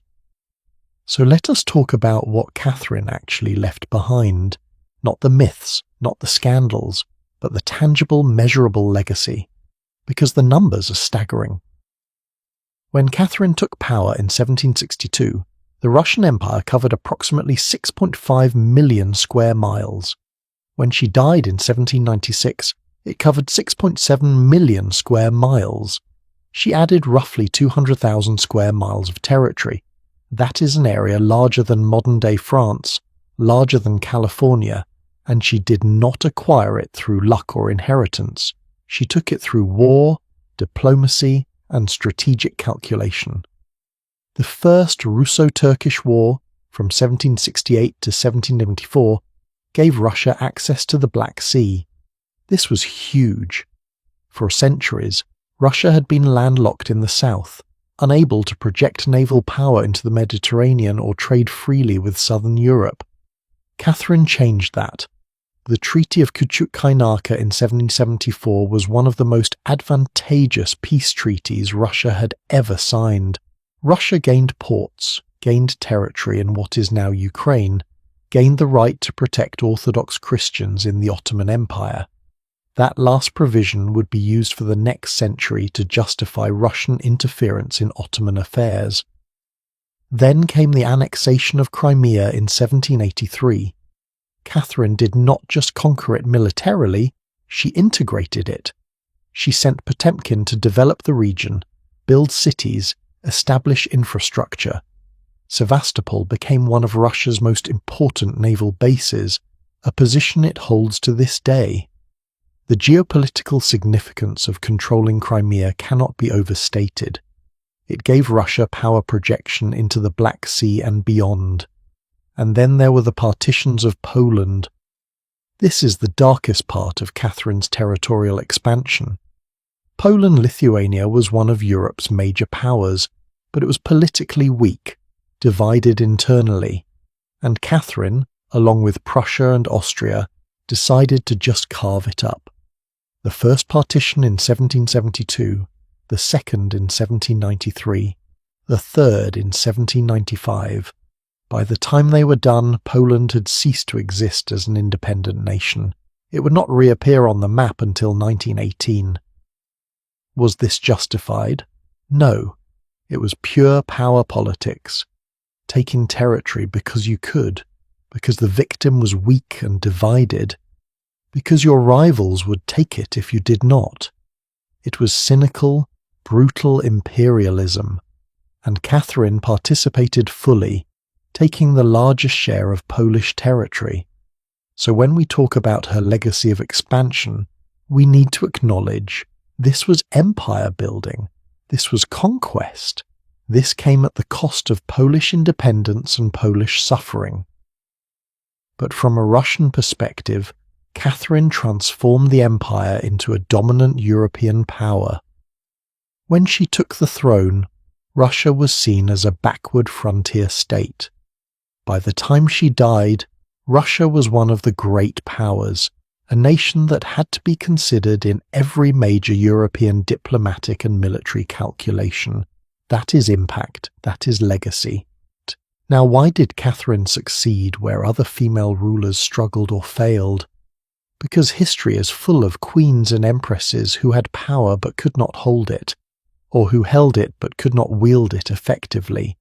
Let us compare. Mary the Eye of England, Bloody Mary, tried to reverse the Protestant Reformation and restore Catholicism. She burned hundreds of people at the stake and died hated by her subjects. Her reign was defined by religious violence and failure. Elizabeth of Fenn, her half-sister, was far more successful. But Elizabeth never married, never took acknowledged lovers, and presented herself as the Virgin Queen. She sacrificed personal life for political survival.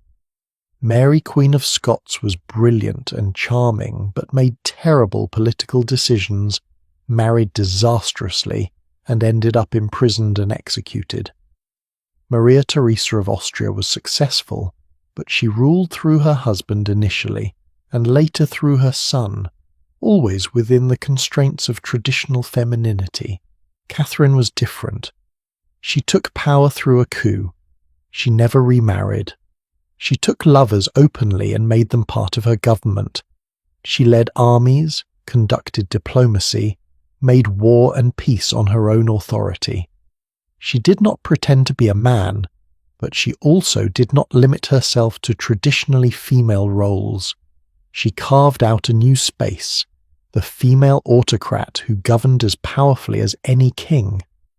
And critically, she understood something that many rulers, male or female, fail to grasp.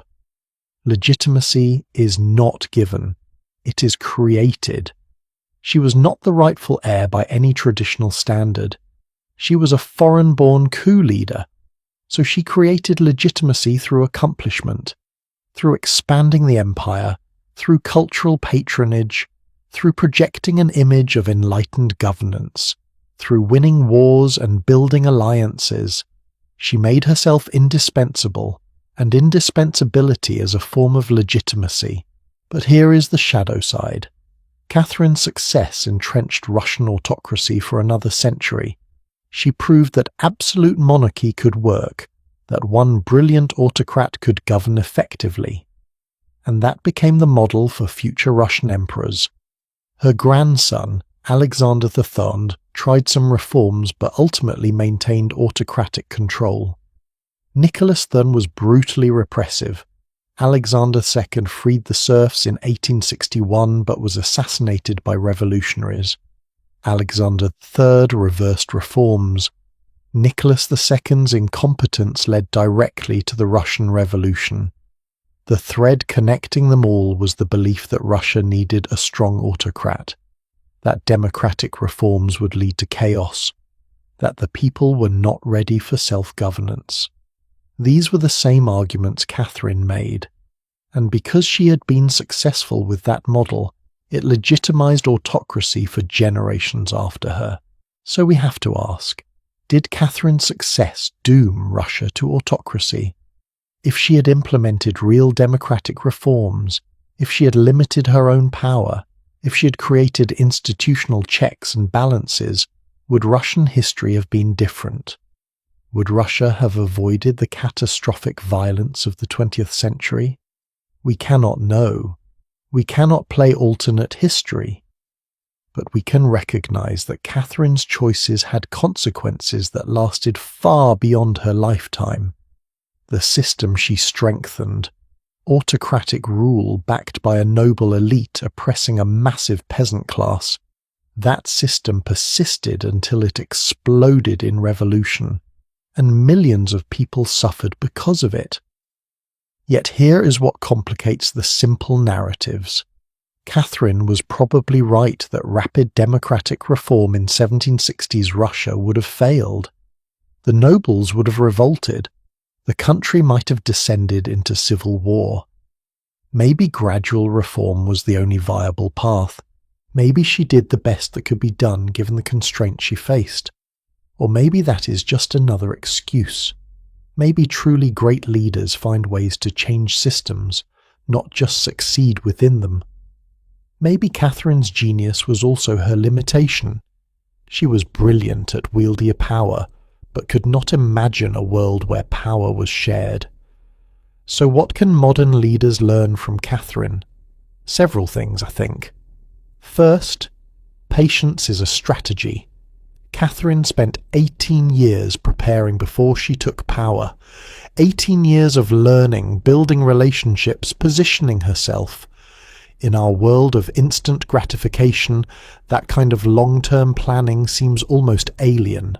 But it works. Strategic patience, combined with readiness to act when the moment comes, is enormously powerful. Second, legitimacy is constructed. Catherine had no traditional claim to power, so she built legitimacy through accomplishments and image management. Modern leaders do this constantly, whether in politics, business, or any field where authority must be earned rather than inherited. The specific tactics change, but the principle remains. Third, complexity matters. Catherine was not simply good or evil, progressive or reactionary. She was all of those things in different contexts, and understanding that complexity helps us avoid simplistic narratives about our own leaders and situations. The world is messy. Leadership is messy. Simple stories are usually wrong. Fourth, the personal and political are inseparable. Catherine's lovers were also political allies. Her cultural interests served political purposes. Her image management was governance. We like to think we can separate these spheres, but we cannot. And pretending otherwise just makes us naive about how power actually works. And fifth, perhaps most importantly, legacy is not just what you intend, it is what actually results. Catherine intended to be an enlightened ruler. She succeeded in being a powerful one. Those are not the same thing. What we mean to do matters less than what we actually accomplish and what consequences flow from our choices. So here is my final assessment of Catherine the Great. She was great at accumulating and wielding power. She was great at territorial expansion. She was great at cultural patronage. She was great at political strategy. But she was not great at creating a just society. She was not great at limiting her own power for the benefit of others. She was not great at closing the gap between her ideals and her actions. Does that make her great or not? I think it makes her human. Brilliantly, consequentially, frustratingly human. She achieved things that seemed impossible for a poor German princess. She transformed Russia into a major power. She left a cultural legacy that endures, but she also strengthened systems of oppression. She chose power over principle when they conflicted. She caused suffering through her choices and her failures to act. We can acknowledge both. We can say, she accomplished extraordinary things, and she failed morally in crucial ways. We can appreciate her intelligence while condemning her cruelty. We can learn from her strategic brilliance while rejecting her ethical compromises. Historical figures do not have to be heroes or villains. They can be complex, contradictory, deeply flawed people who nevertheless shaped the world. And Catherine shaped the world. For better and worse, in ways intended and unintended, she left a mark that we are still living with. Russian history cannot be understood without her. European history cannot be told without acknowledging her role. And the questions her reign raises about power and principle, about ends and means, about what we sacrifice for success, those questions are timeless. So as you drift off to sleep tonight, think about this. A 15-year-old girl arrived in a foreign country, barely speaking the language, married to a man who despised her, with no power and no prospects.